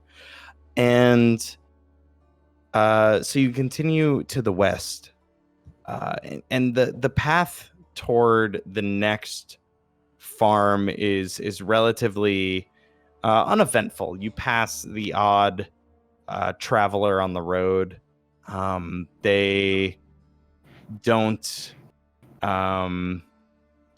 seem too out of place, but you all certainly do. You maybe get a couple looks, but no encounters of any sort. Nothing to that effect. And then by the time it's about, I would say, like early, like to mid-afternoon, like 3:00 in the afternoon, you made some good distance during the day. You really didn't stop to unless you tell me otherwise, you didn't really stop much to do any, engage in any shenanigans. And you come up on what is the second farm of the 3 on your way to Verso.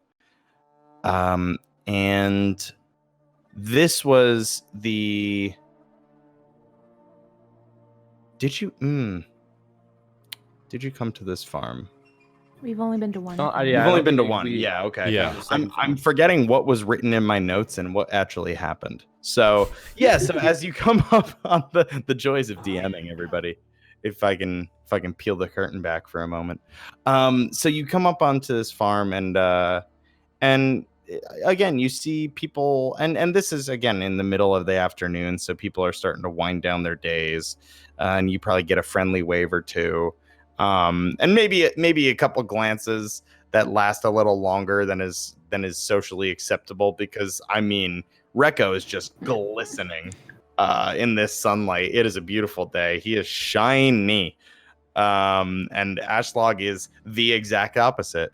Very very spooky looking, and almost not as, she doesn't pop out as much, because golly, he is a beacon of strength and brassness.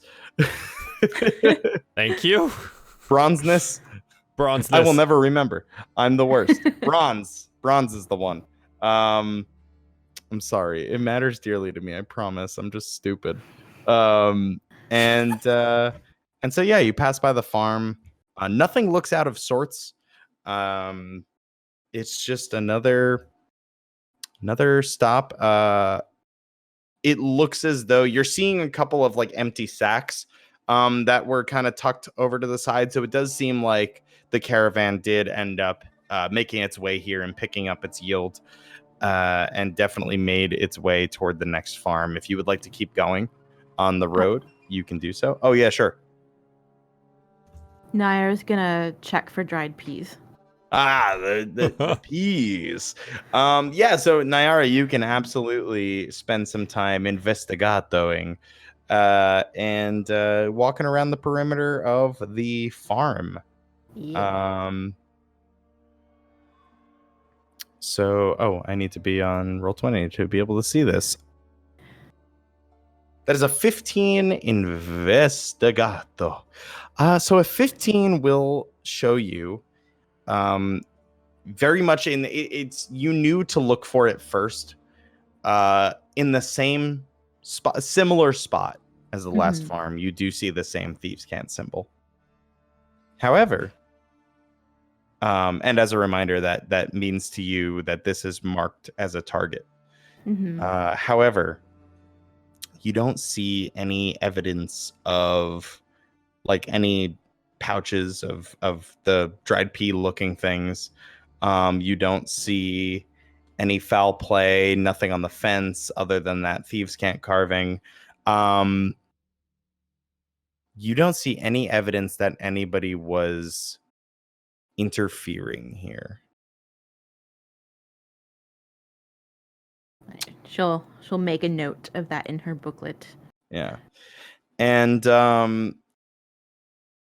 as you're kind of poking around and taking notes, one of the farm hands, a younger, actually a half orc, younger gentleman, which are not super common around here. He pops over and he just looks like a field hand and he says, excuse me, hello, can I help you?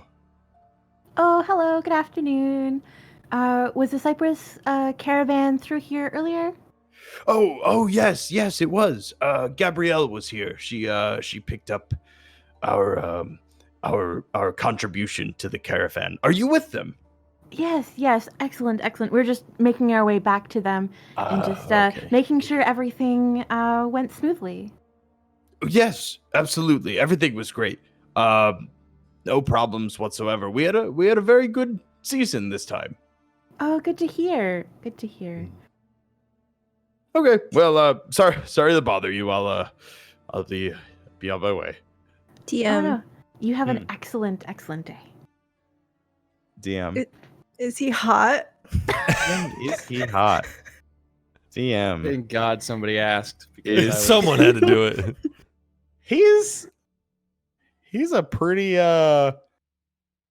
handsome orc. for a half orc. He's Not gonna lie. I think he's got strong tusks, a strong jawline if you're into that sort of thing.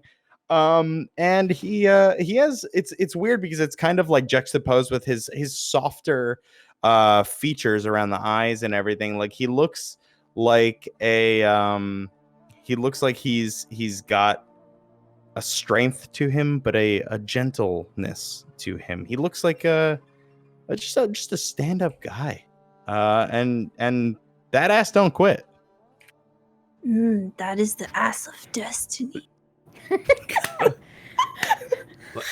No, No, kind of like JK. very confused face, like Bubba, I thought What? I was an ass of destiny. Was it not me? I thought I... I need to see them next to each other to compare. DM, is he bigger than me? Golly. That's destiny. Am I looking down or up at him? Oh, I'm sorry, what? Is he bigger than me?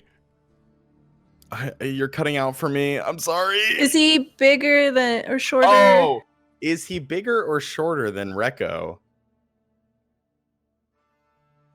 About the same height. Rekko surreptitiously go to him and then turn around, his tail swishing.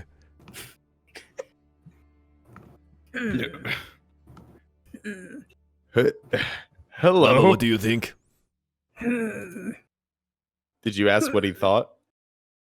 No, I thought I was the ass of destiny, and so not. Did you say that to him? I'm sorry, you cut out for me.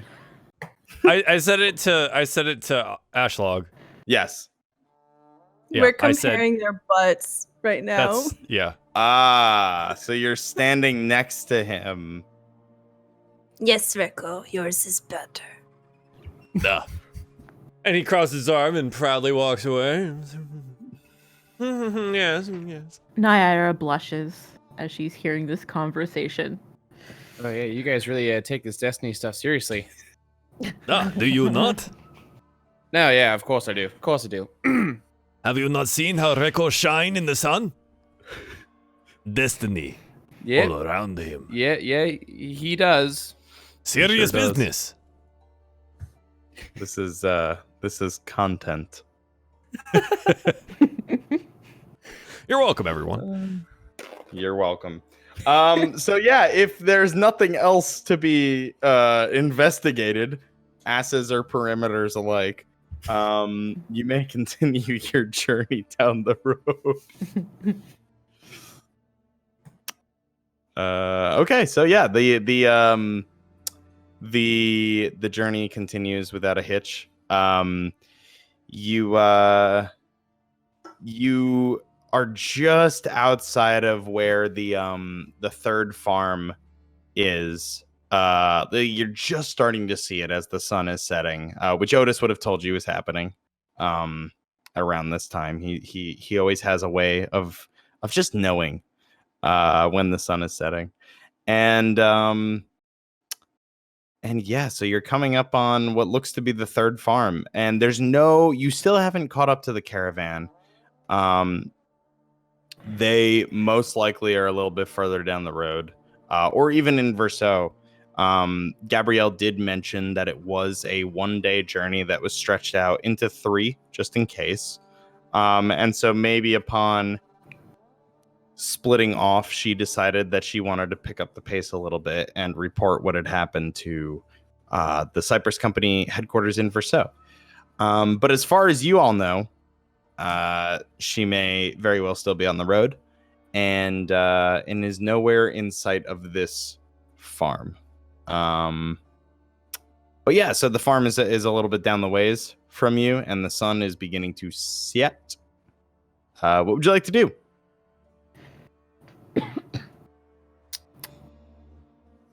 Nair will look for dried peas. Dried peas.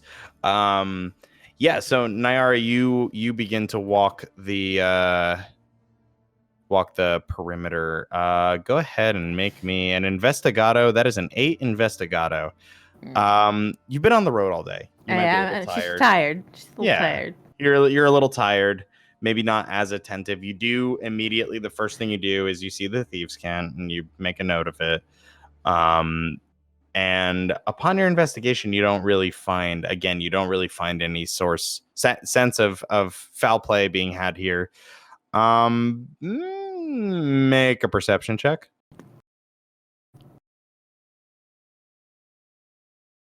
24.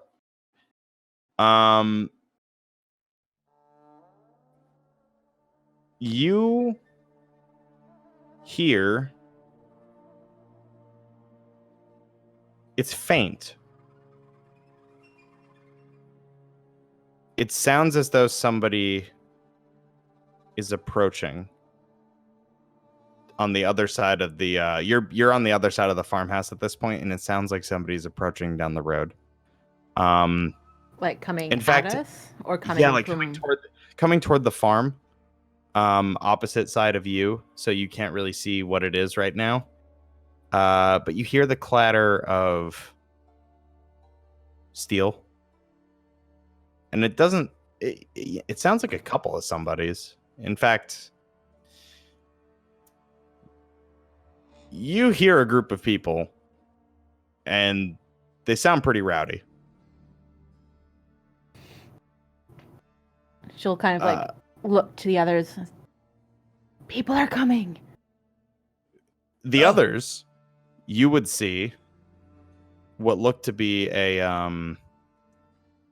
group of bandits heading directly for the farm. Naira's gonna duck in the bushes, like where she's at. Mm-hmm. Okay. So Nair, they're heading towards the farm. I thought we had left the farm, but we see them approaching.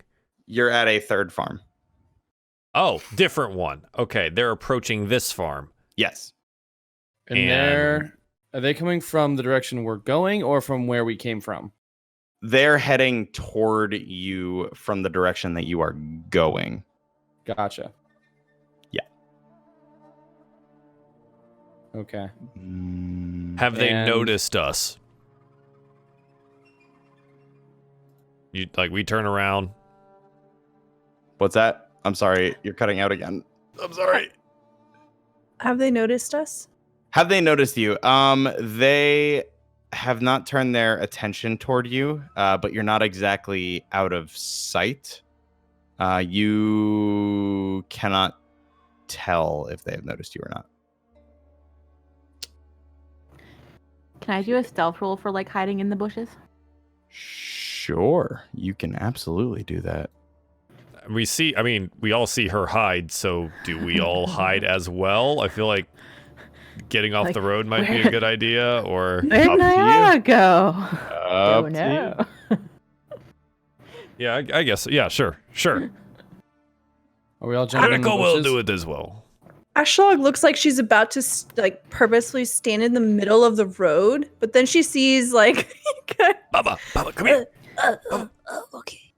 Before Otis jumps, can I see like how many people are coming or? Sure. So you see pretty clear. The sun hasn't quite set yet. It is like pretty much happening at sunset. You're seeing.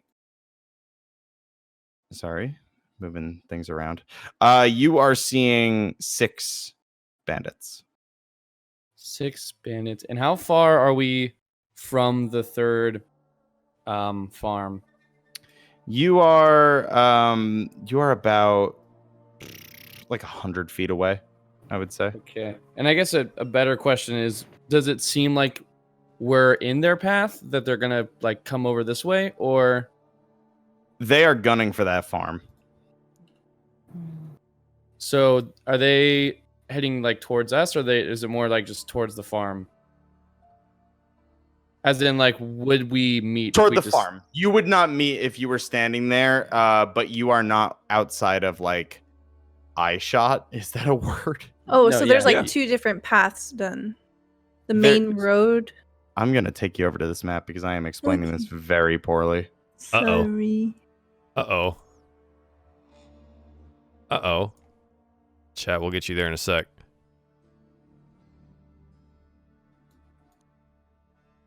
Oops. So can y'all see this? Mhm. Mhm. This swamp Yeah, looks no, I see. familiar. Sure does. It turns out the swamp pack I bought, I don't like any of the roads except this one. Ugh. Okay. And I just kind of slapped a house on it because I'm good at things. There we go. So you guys were heading west. The farm is there on your way. You happen to be heading there at the same time that the bandits were. Oh, I Okay, see. so they're in front of us then. They are, Going yeah. To the... They're Oh, I they're thought- I farther thought we had, down the like- road. Yeah, yeah. Gotcha. Okay. I thought we had turned Sorry. around. I am starting to and think that I am seen them. terrible at explaining things. No, you're good. I got it now. Nyara is really far Good. away from us. Is Good. that on purpose? I'm sorry? I think he said that the bandits are actually further away, and Oh, Nyara no, is really far Nyara away. is a little farther away. Yeah, so Nyara Is that- went to walk the perimeter. Did you join her? Oh. Well, okay. I'm gonna say When she said bushes, I thought she was like bushes right next to us, not Yeah, bushes. I was thinking more like 35 She was feet away. all up on the fence and everything. Like she was like walking Okay. around the outside of where the farm is. Yeah. Okay. Okay. Oh, I see. So if we're sort of heading that way, Yeah. are the bandits would be heading like that way, or are they going this way? They're going like right. They're going for the farm. Okay, Like so the they're house not itself. walking towards us. They're walking. They No, wouldn't. To the they- house. They were walking on the path toward you, but are going to the farm. Is Okay, what I yeah, was yeah. trying to say. Yeah. So like if Gotcha. we jumped in the bushes here, we wouldn't be able to ambush them because they're not coming towards us. No. Yeah. You wouldn't. Yeah, you okay. wouldn't be able to hop in right there. I mean, you could, Okay. but like if you You wanted to could, stay yeah. out of sight, you could, but you wouldn't be able. There's no guarantee they would come for you. Okay. Echo, where do we go? Does Reco know that these are bad guys? Given that their weapons are drawn, Okay. They are up to bad are- guy stuff. going toward a farm to what looks like ransack it and attack it and steal from it. Rekko looks over to Otis. Rekko know he made mistake before killing when he should not have, but do we let this happen? I think and is it like how obvious can Otis make like an insight check just because of last time he's like maybe don't shoot first so much, but like about 100 feet Pretty from where the far. bandits are, you're trying to surmise if these are like guys up to no good, basically. yeah. I mean, their weapons are drawn and they seem to be in sort of a mob. The But I distance, just wanna- the distance would give you disadvantage, but seeing as their body language seems fairly obvious, I'm just gonna say roll it as per usual. Okay. It's more of a physical body thing than like does their face look like they're Well, can't in that tell. one- They could just be LARPing. You don't know. That's a 4. Yeah, that's a nat one. That's a nat one. Yeah. We might want to get a closer look before we jump in sort of Yeah, a blaze in there. Rekko would like to move forward. He is going to approach. He can go 35 feet. He walked casually forward down the road. Rekko. Otis is gonna walk with him. Mm-hmm. Yes. Rekko call out, "Hello, I am Rekko Syndrome, barbarian of the Bronze Rise. Fine day we are having, yes?" The bandits kind of stop in their tracks. Like a couple of them were like just starting to like hop into like over the fence and everything, and they're like, "I got a load of this guy. He's got what did he say? Yes, hello. Reckon syndrome? Like what? Oh, What is? Oh, you're very shiny, mister. What do you want?" I am trying to figure out if you are a good guy or if you are a bad guy. Rekko has trouble telling difference and has killed people and he should not have. It is hard to tell difference between decapitado and incapacitado. I am not from here.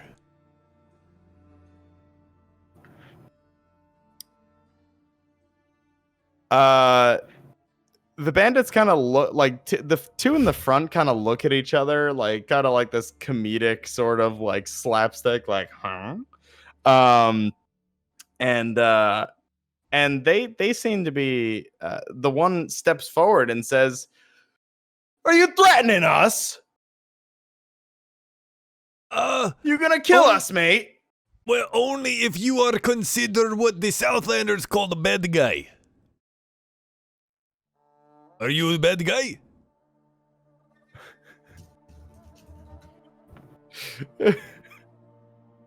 I didn't catch the last part of that. Are you a bad guy? That guy. Okay. Oh, why don't you come give us a hug? We'll show you if we're bad guys. Oh, yeah. Well, Rekko, maybe just hold on a Otis. second. Maybe just hold on a little bit. Yeah. Oh, I don't know. We could. I don't trust these guys. Right, because We, they could be bad guy. They could be. We just wanted to know what your business was. Is all. Our business is none of yours. And they just kind of start ignoring you and start hopping over the fence and tearing shit up, like just ransacking the crops, starting to just like break farm tools, and one of them goes up alongside the house and go on. Rekko looks down at Otis and goes, "They are destroying this place. Do we know now?" What was that last bit? Do we know if they are bad guy now because they are destroying other people's stuff? Yeah. It's. I bet. Yeah. Bad guys. Bad guys. So Start Rekko taking can- out some of the new batch of poison. Rekko like gets a big smile on his face and he puts the shield on and he gets the axe out and he looks back at Ashlock and goes, "Bubba, are you ready?" No, wait. Yes. He looks around. Where is Nayara? Oh man. I'm sure she's around, and I'm making sure all the vials are good. Okay. He takes his axe and he slams it against his shield. He goes, "Hey, I think you are bad guys. I am going to stop you now." Oh, he's a hero. Look at him go. Everybody roll initiative. Reko is going to do it. Don't forget, click your token and then roll the initiative, because Be otherwise it like won't me. populate. Do the thing that I do. Roll the roll that I roll. DM, Yes. are they hot? Okay.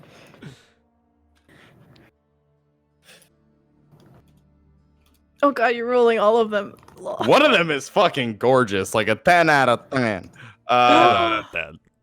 Two of them, the other one is like pretty hot looking, but like not quite. It's like Ben Affleck and Matt Damon are like the dynamic duo. The 10 is Ben Affleck, the 8 is Matt Damon. Like he's still all right looking, but he's kind of got a goofy face. The other four are just not. They don't do the talking. Is that how you describe Matt Damon to people? Yeah, right? I don't think he's a bad looking guy. I just think he's less good looking than Ben Affleck, even with the dumb peacock tattoo. Sue me. Sure. Matt Damon. What color hair is the really, really smoking hot guy have? I need This to know. like beautiful auburn hair, like perfect auburn hair, like my ideal. Anyway, Ooh. Okay. yes. Is there anything else you'd like to know? Is it time to murder them? Which guy is biggest guy? That would be the 10. He's a buff boy. Oh, buff and beautiful. Reko know this problem. Don't hit his face. Oh god. Nah. It Am is I too really beautiful about and to too like perfect. name one of them the hot guy just so you know which one he is? Reko would appreciate that because he must take him apart, but below the face. Yes. All right, now begins the odyssey of me trying to put a scimitar in their character sheet because it shows up on their info, but it doesn't show up as an action. What? Yeah, that's the same issue we had with the last ones. Are you dragging them from the... Mm-hmm. Huh. That shouldn't be a thing. I don't know. Sure shouldn't. I mean, you can just This roll took it on me like the 20,000 sheet. tries last time. There we go. All right. Anyway, I'll have to this check that out later. This music doesn't sound like. This doesn't sound like. We're not playing Gwen. We're battling. I mean, some would argue Gwen is a battle, but you know, who's to say? Anyway, all right. So, I'm gonna go ahead and name one of these guys Hot Bandit, just for shits and gigs. I'm gonna pick the guy that was talking shit. Name Hot. You know what? Name Ben. Ben, hot guy. Name Matt. There we go. All right. So Rob, I appreciate you. I appreciate you too. All right. So we are in this. So we've got so Ben kind of gives us a little come on boys, we got a hero. And this first lad at the back of the line is gonna get pretty overzealous, I think. And he's going to actually spend his action to sprint right up to Reko because he wants to kill the shiny guy. Oh, well, man. hello there. He would love that. Is this Ben or Matt? Oh, that's neither. It's just an ugly grunt boy. This is Good, probably... I will go his for name- the head then. He looks like a toad. He looks like his name is Toad. Like, not the Mario Toad. Like, his mom didn't love him, Toad. Anyway, so we're going to move on to this next boy, who is actually going to pop right up to the maximum movement here. and brandish a crossbow and just train it on Rekko. He doesn't want to hit his boy Toad because he's a good guy. He's considerate. And now it's Ben. Good old Bandit Ben, baby. He's gonna also run right up and spend his speed and mount an attack on a joint attack on Rekko, and Otis is right there as well, but it seems like he's more focused on Rekko. And speaking of Rekko, my boy, it is your turn. What would you like to do? This is so weird. Rekko would definitely like to rage. Yes. Oh, interesting. That seems so unlike you. Yes, you can absolutely rage, my friend. Rekko get a big smile on his face and he goes, yes, you are bad guys. And he gets very excited. And he is going to attempt to attack the guy in front of him with his axe. I love it. Roll me that attack, please. Yeah. It's a 7. That looks like that is a 7. That is unfortunately not enough to hit. Oh, I'm sorry. It would be +2. No, that's damage. No, okay. Damage. Yep. Yeah. Okay. Either way, yeah, does not look like it. It misses this guy. He's a crafty fella. This is clearly not his first shakedown. He knows what a sucker punch looks like, and he knows enough to dodge it. Rekko, would you like to do anything else? Well, a sucker swing. I don't know. Whatever. There's not really a word for it. Rekko is fine. He is set for battle. I'm sorry? Good to go. Cut out. Can someone help me here? I'm just hearing No. pieces. I'm sorry. No one hear me? I can I hear hear you you. now. There we go. Good to go. Good to go. Okay, fantastic. I heard, oh! Ashlog, it is your turn. Ashlog throws a hand up and she says, Marsh Mother, witness this man, a storm shaped in flesh. He points it right at Rekko's back and casts Shield of Faith. There it is, that good old Shield of Faith bonus action. So you So, are like- actually able. Oh, yes, please describe. Yeah, so like the little flakes of ash Mhm. just kind of flutter, little black snowflakes all around Rekko here. Nice. Excellent. Rekko, destiny is upon you, baby. And she's going to scoot here and smack. Is this Ben? Heckin', no, this is Toad, who has now been Okay. named Toad. All right, Toad's gonna I try suppose I'm gonna name to- him. He better catch this mace with his face. Does that hit? Yo, a 17 will certainly hit Toad's face that looks like, frankly, it's taken a mace or 3 in his lifetime. So, yeah. No, we'll take another one. Dink. Okay, so that is a 2. I'm sorry, a 4. I can't read. Words are fun. I think in my brain it was Rekko who took the damage, so I halved it. Not yet. So yeah, so he'll take a. Oh my god, I did it again. He will take 4 damage, Rob. 4. That's the word. That's the number. Yeah, clunk right in the mouth. He is not happy about that. You knocked out a few teeth there. He doesn't have much left. You're really leaving him high and dry in the teeth department. Is there anything else you'd like to do? No, thank you. Okay. So Otis, it is your face. You got these. It is your face. It is your face. You got these fuckers in your face. Is what I was trying to say. The heat is getting to me, ladies and gentlemen. Quick question: are these guys wearing metal armor? So they are wearing leather armor. I'm glad you Okay. asked. Okay, then I'm gonna take out some of this new batch of pocket poison, Oh. Shake it up a little bit, and I'm gonna throw it at this guy here that everyone's been pounding on. Oh, poor Toad. He's trying. It's gonna pop in Toad's face. He's got to make a Constitution saving throw. Easer. So will a 10 save him? It's not gonna do it. This is a much more potent batch of Pocket Poison TM by Cuddy. It's only gonna do 3 damage, but it does some damage. which 3 is more than damage last is quite enough. to hurt him severely. He just got bonked. I think as he's like inhaling from the, oh god, that hurt. He like gets this face full of poison, and it's just like he just starts hacking up a lung. Like it's just, he did not expect this. It is safe to say that he did not expect a full on like well defended party. So Otis, is that the rest of your turn? He must be blind. Yeah, that's gonna be my whole turn. Okay.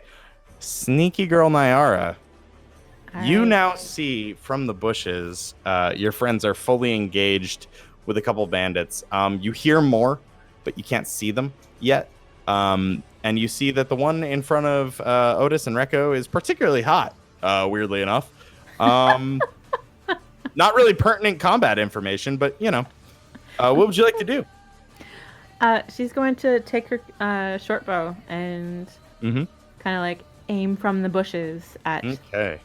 the guy that's in front of Otis. Now, would she have advantage on that That is roll? 100 croissant advantage. They did not see you. So, yes. Absolutely. And you will also be adding sneak attack damage to that because you successfully snucked.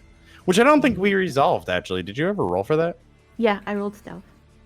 Did you? Oh, we did Yeah. resolve it. I'm just an idiot. Wow, there's a lot of rolls here. Oh, yeah, you did. Oh, you crushed it. Okay, that's right. I hid very well that they had So no it was idea a where 24. Yeah. I was. Yeah, a 17 will absolutely hit him. So roll that damage with sneak attack that I promised I would build in and then never built in. It's 1d4. Okay. Sneak, right? Yeah. Is that /R? /R 1d4. There we go. There we go. So a clean 10 total damage on Ben. An arrow soars into his chest and finds purchase, and he spits blood, almost gets it on Otis's face, but I think Otis is aware enough to quite quickly like just kind of dodge it. And he is looking like a small breeze will blow this guy over. That hurt. That was a hard hit. Is there anything else you'd like to do? No, I'm just gonna stay in the darkness of these Okay. bushes. Darkness. All right. So we've got another bandit. These two bandits are gonna take their turn one after the other. They're both gonna line up with their yeah, so they saw one is gonna line up with a crossbow trained on the party, ready to fight. The other is gonna, he is going to push past his boy here. He might actually even spend his action to dash, and he's gonna go look for the source of the arrow that just struck his boss. He's like, no, Affleck. And he's gonna run toward Nyara, looking for her. He still doesn't immediately see you, I don't think, if you ducked back into the bushes. Yeah, we'll resolve that next turn. And then good old Matt Damon here. Matt is going to also dash up, get between Ben and the source of the arrow, and he's gonna strike out at Otis. He is gonna make a quick little. Oh wait, he can't. I'm sorry, he just dashed. Ignore that. He missed anyway. That's his turn. He can't do shit. Toad, however, the one in front of Rekko, just to remind people, the bandit Toad will strike out. He will roll a 12. Rekko, does a 12 hit with your Shield of Faith? It does not. He is unable. You deftly block with your shield. You are not having any of his shit. He's trying. But it is unfortunately the end of his turn. These crossbow bandits, I don't think are going to take the risk right now. Well, let's see. Yeah, no, not going to take the risk. He rolled a pretty high intelligence there. Ben is miffed. I think he will also attack Rekko. I think he will attack Rekko. Does a 14 hit you, Rekko? No. The shield of faith protects me. Oh my God, destiny is on your side. So I think whereas the one axe or the one scimitar swing from Toad was blocked by your shield, the other one kind of clings off of your shoulder, and like a little piece of ash kind of comes up, like a little cloud, and it's just like, nah, son, like just nah, bitch. And he can't tell if his sword missed or if something reflected it that wasn't your armor, and it was like, whoa, what the fuck is that? Thank you in the chat for closed captioning Joel, because I can't hear him that well. I heard that, but thank you. I really appreciate it. Rekko, it is now your turn, my shielded boy. What Can you hear me? What would you like to do? Can you hear me? Can you hear me? I could hear you ask if I could hear you. Okay, I asked like 4 times, so I'm just gonna say this real quick. Rekko goes, I am protected by destiny. and then he's gonna hit him with lightning. He's Heard gonna that. do. Oh, He's gonna man. lightning- Now, are you he's gonna lightning angling? all Yep, 4 of you're them. gonna angle it in such a way. Now it's a line, yeah.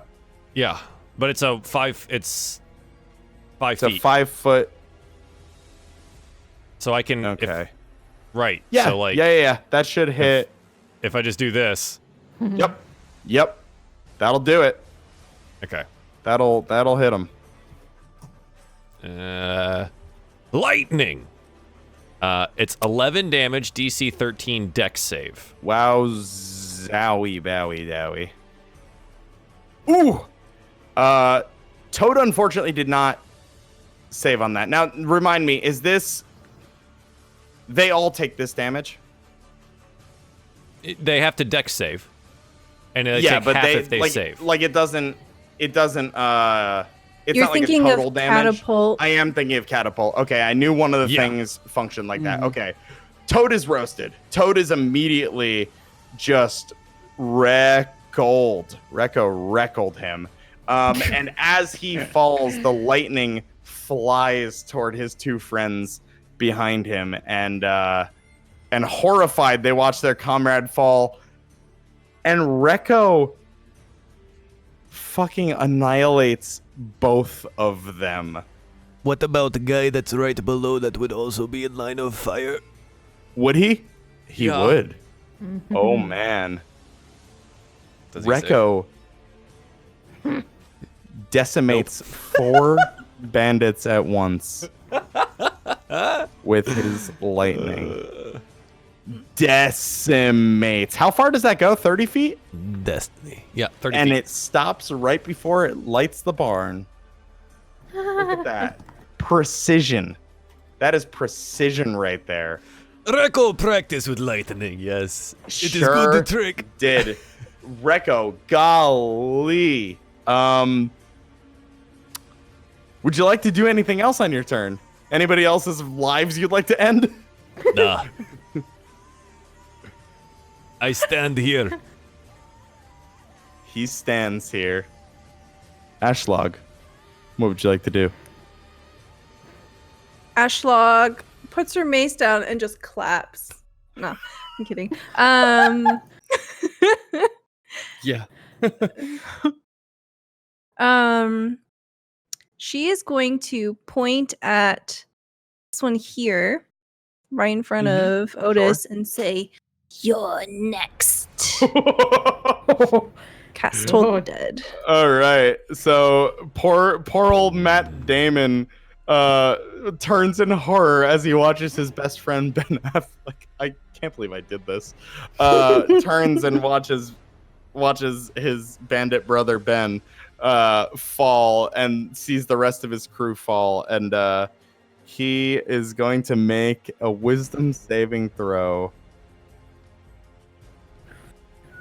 He completely whiffs it with a 3.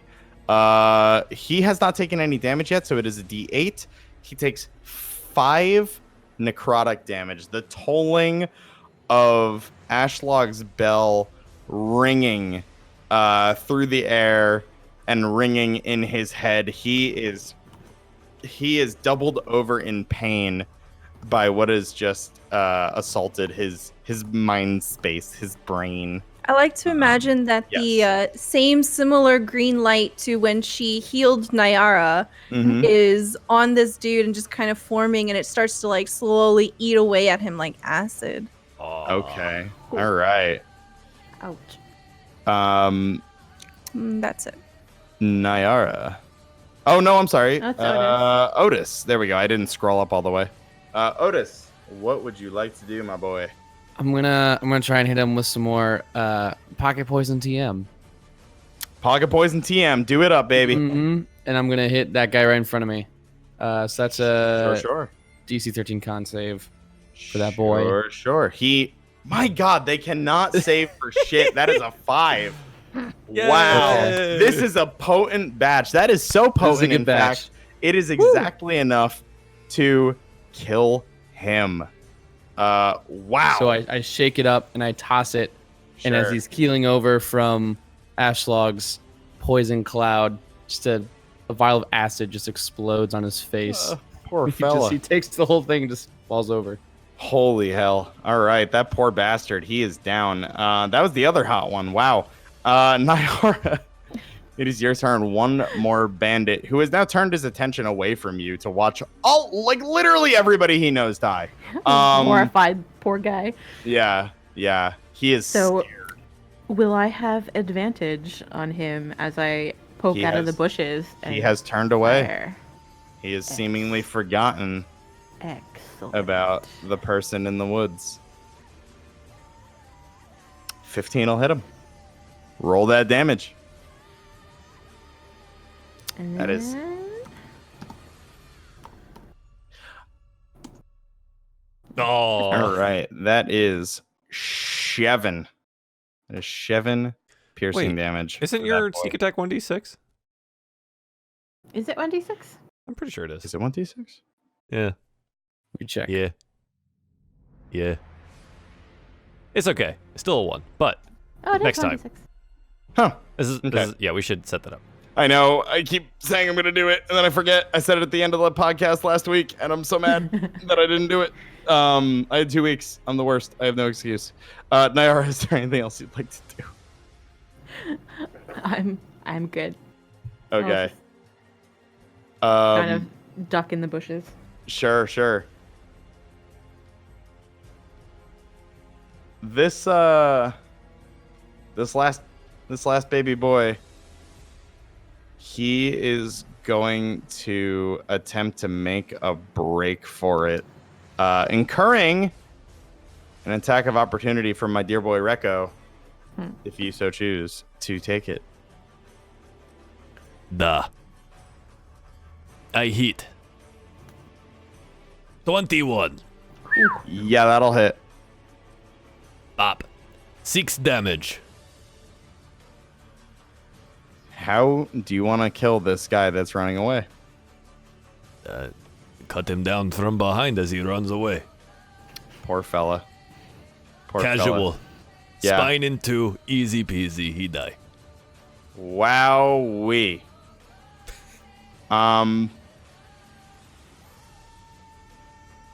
Damn. I don't think we've had anything go so smoothly before. I Or cannot believe they missed quickly. all of their saves. That's Rekko amazing. did say. That was like a perfect combat for all of us. Give ourselves a pat on the Yeah. back. That's That not really, gonna happen. that really ever was. again. Well goddamn done, everybody. That is the end of combat. As the last fellow falls, Rekko, you see as his body falls and your rage subsides, you see an elderly woman and a young elven man. Well, he looks young. I mean, he's an elf. He could be any number of years old. Standing there in awe at the group in front of them and just, my word. You You are such skilled fighters. Oh.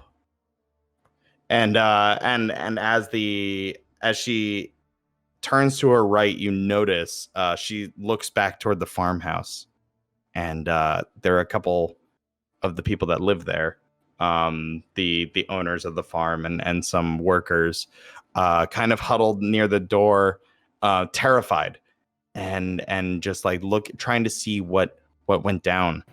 And she says, "It's all right. It's all right. These heroes have just saved your farm.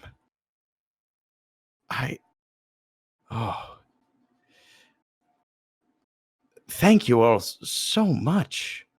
And she steps forward, the elf close to her, in tow, keeping an eye on her and making sure there's a safe enough distance between her and Rekko and the others. For I believe Rekko is kind of standing from. Well, no, you're all kind of standing there. And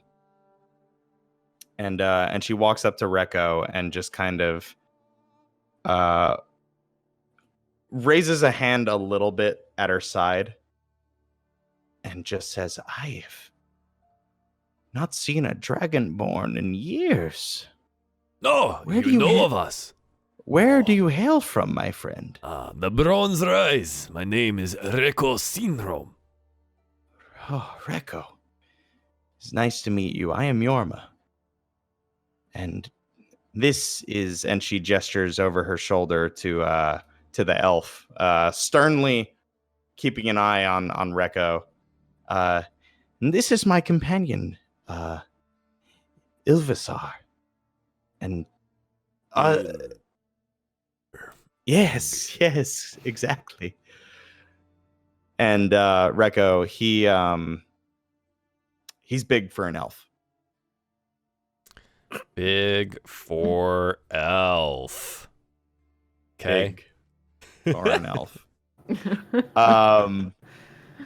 He gives you a terse nod, and she says, "On behalf of these people and just the travelers of Moreka on the road, thank you. This could have been a horrific attack, and were you all not here?" And she looks at Ashlog and Otis, and goes up to Ashlog and just kind of continues what she's saying. "Why, there's no telling what kind of destruction would have beset this poor farm." And she nods to Ashlog, kind of like a greeting.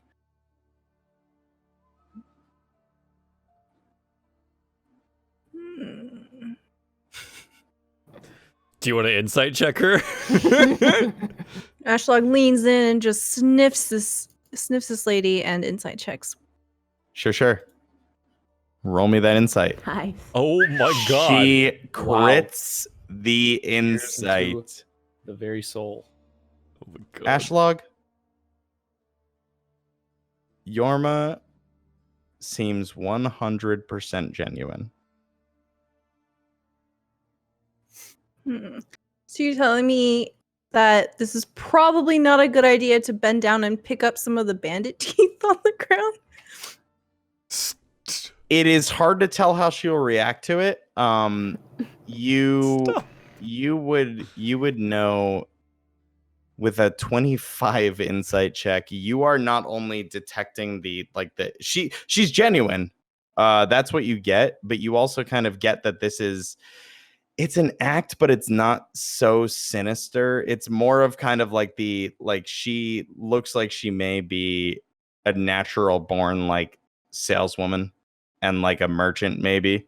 And it's kind of that like customer is always right, like charismatic, flowing personality. She's putting on airs a little bit, but it comes from a genuine place. Okay. So Ashlog is kind of like inhales and just sends her, and then just looks her up and down and just goes, just gives a little nod and like literally just turns away from her and starts rummaging through the belongings on the bandits here and picks up some teeth. Yorma, we'll resolve the teeth in a bit, but Yorma kind of gets a knowing smile on her face. Like she's not, oddly enough, she's not surprised by this action. And she turns to, and there's a train in Moreka. Oh my god. Who knew? She turns to Otis and says, and you, you must be a talented alchemist, maybe? Yeah, artificer, but it's semantics. Also, the poison is trademark, so you can't take it. And she softly chuckles at that and nods and says, I see. And you're fourth. And she seems to know that an arrow had to have come from somewhere as she looks down at the body of the bandit, but she doesn't know from where. Naira's like looking. She hasn't quite revealed herself yet. Sure. Does this woman look familiar to her? Roll me a history check. Come on, Mouse. I want to go over this way. History? Mm-hmm. Oh, sorry. I still haven't been adjusted. So take the 14. That would be a 14. Clip that back off. Get rid of it. Vaguely, you may have seen her in Verso. When you were at the main company headquarters last. Not in the quarters, but like maybe this is somebody you pass by on the street. She's got one of those faces where she looks familiar. Sort of looks familiar, but not like she's not like famous or well known, I don't think. I vaguely recognize her, but not quite. After a little bit, she'll seeing that like she's gotten the mark of approval from Ashlog, so to speak. Sure. She'll have stood up and she'll kind of like make her way so she's like visible to her and the others. Of course. And so as she takes note of the arrow and says, and you're fourth, Nyara steps out of the bushes and she hears a slight rustling and Yorma turns around and smiles warmly at Nyara. Excellent shot, my dear. Thank you. You've all done a servant for us folks down here in Moreka. Come, would you like to have a fire? I'm sure we have to thank you with some dinner. And that is that's where we're gonna end. Hey, yay! Yeah. How do you spell her name before we like? JORMA.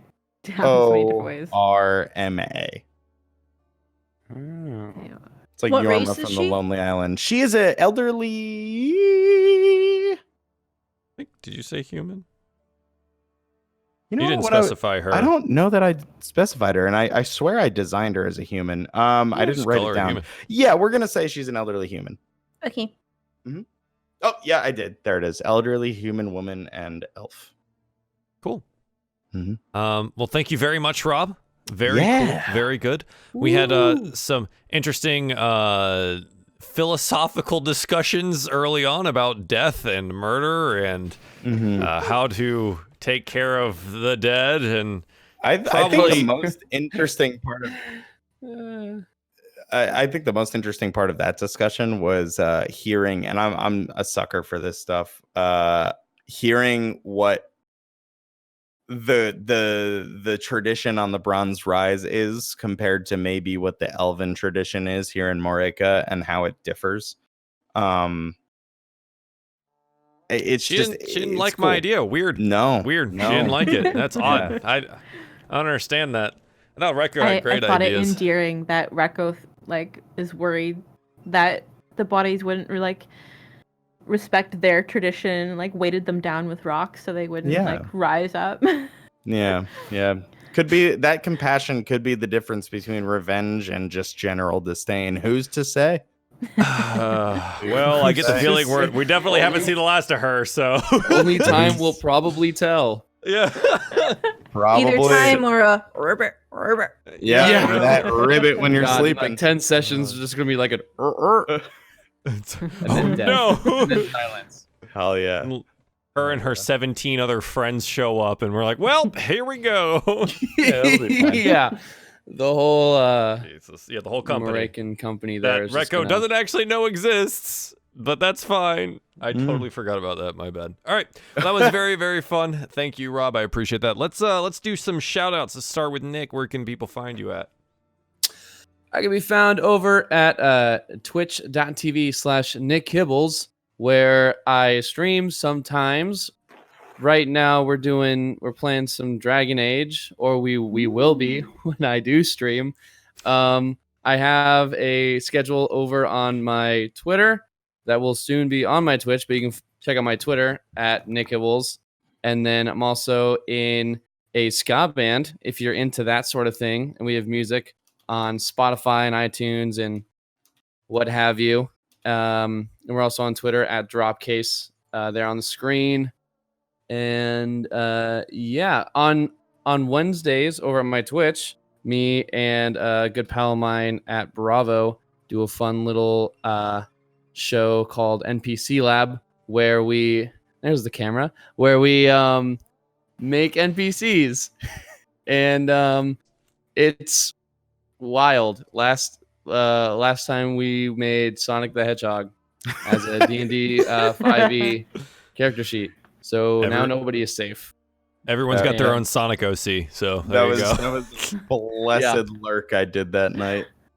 Nice. Yeah, blessed lurk. Oh man, I was dying. Awesome. Yeah. Thank you very much, That's sir. me. Stella, where can people find you at?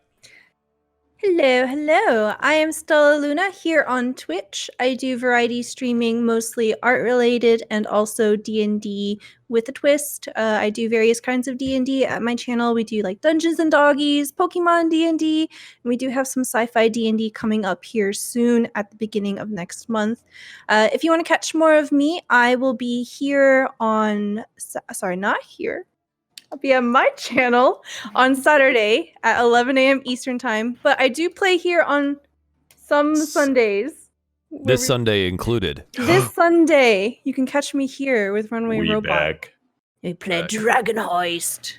Yeah. All right. Thank you. Roberto, where can people Hello. find you at? Hi, hello. My name is Rob, or Bonus Stage Rob, or you know what, Chuckle Fuck. I have never been called that once in my life until now. Anyway, I'm losing my shit. It's hot.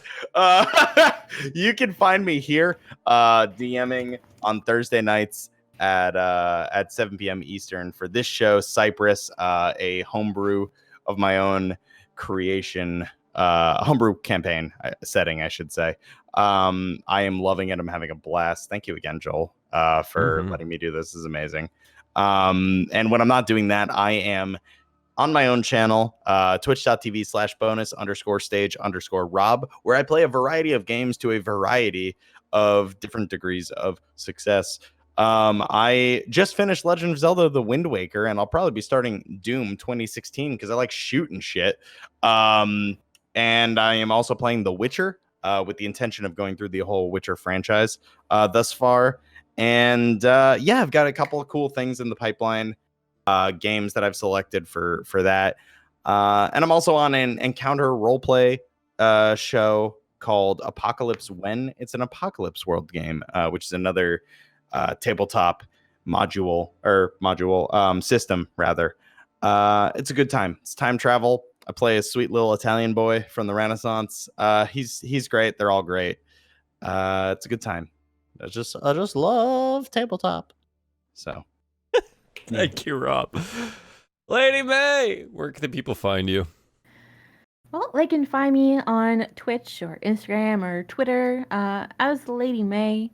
They can find there lots of pictures of cats and dice and acrylic paintings of Star Wars or Dragon Age or Dark Souls. Paint a lot of Dark Souls. When I do video gaming and stuff like that, it's a lot of like action RPGs, Dragon Age, again, the Soulsborne games and stuff like that. And yeah, I feel like I am less visually busy than the rest, but there's lots of super secret projects that are in the works. Super So, secret. Stay tuned. Those are the best kinds of excellent. projects. Awesome, thank you. Yeah, just real quick. Obviously, I'm Runaway Robot. This is the channel that you watch the show on. You should follow all of these wonderful people. The only real big things that I have are, if you want to talk to us outside of the show, go to the Discord and go to the public discussion channel and all that stuff. If you want to catch up on any of the episodes as they were filmed, I suppose, or if you want the audio versions, check out the chat right now. We're on YouTube at YouTube/Runaway Robot, and you can look us up on Apple, iTunes, podcasts, Spotify podcasts, and on SoundCloud as DieFall Dungeons and Dragons. That all being said, we'll be live on Sunday at 3 p.m. Eastern Standard Time playing Dragon Heist. Finally, we're back. It's been 5 weeks off, so that'll be Stella, Bravo, Dungeon Dame, and No Dice Mike. So I hope to see you all here for that. And I think that's about it. So until next Thursday, later.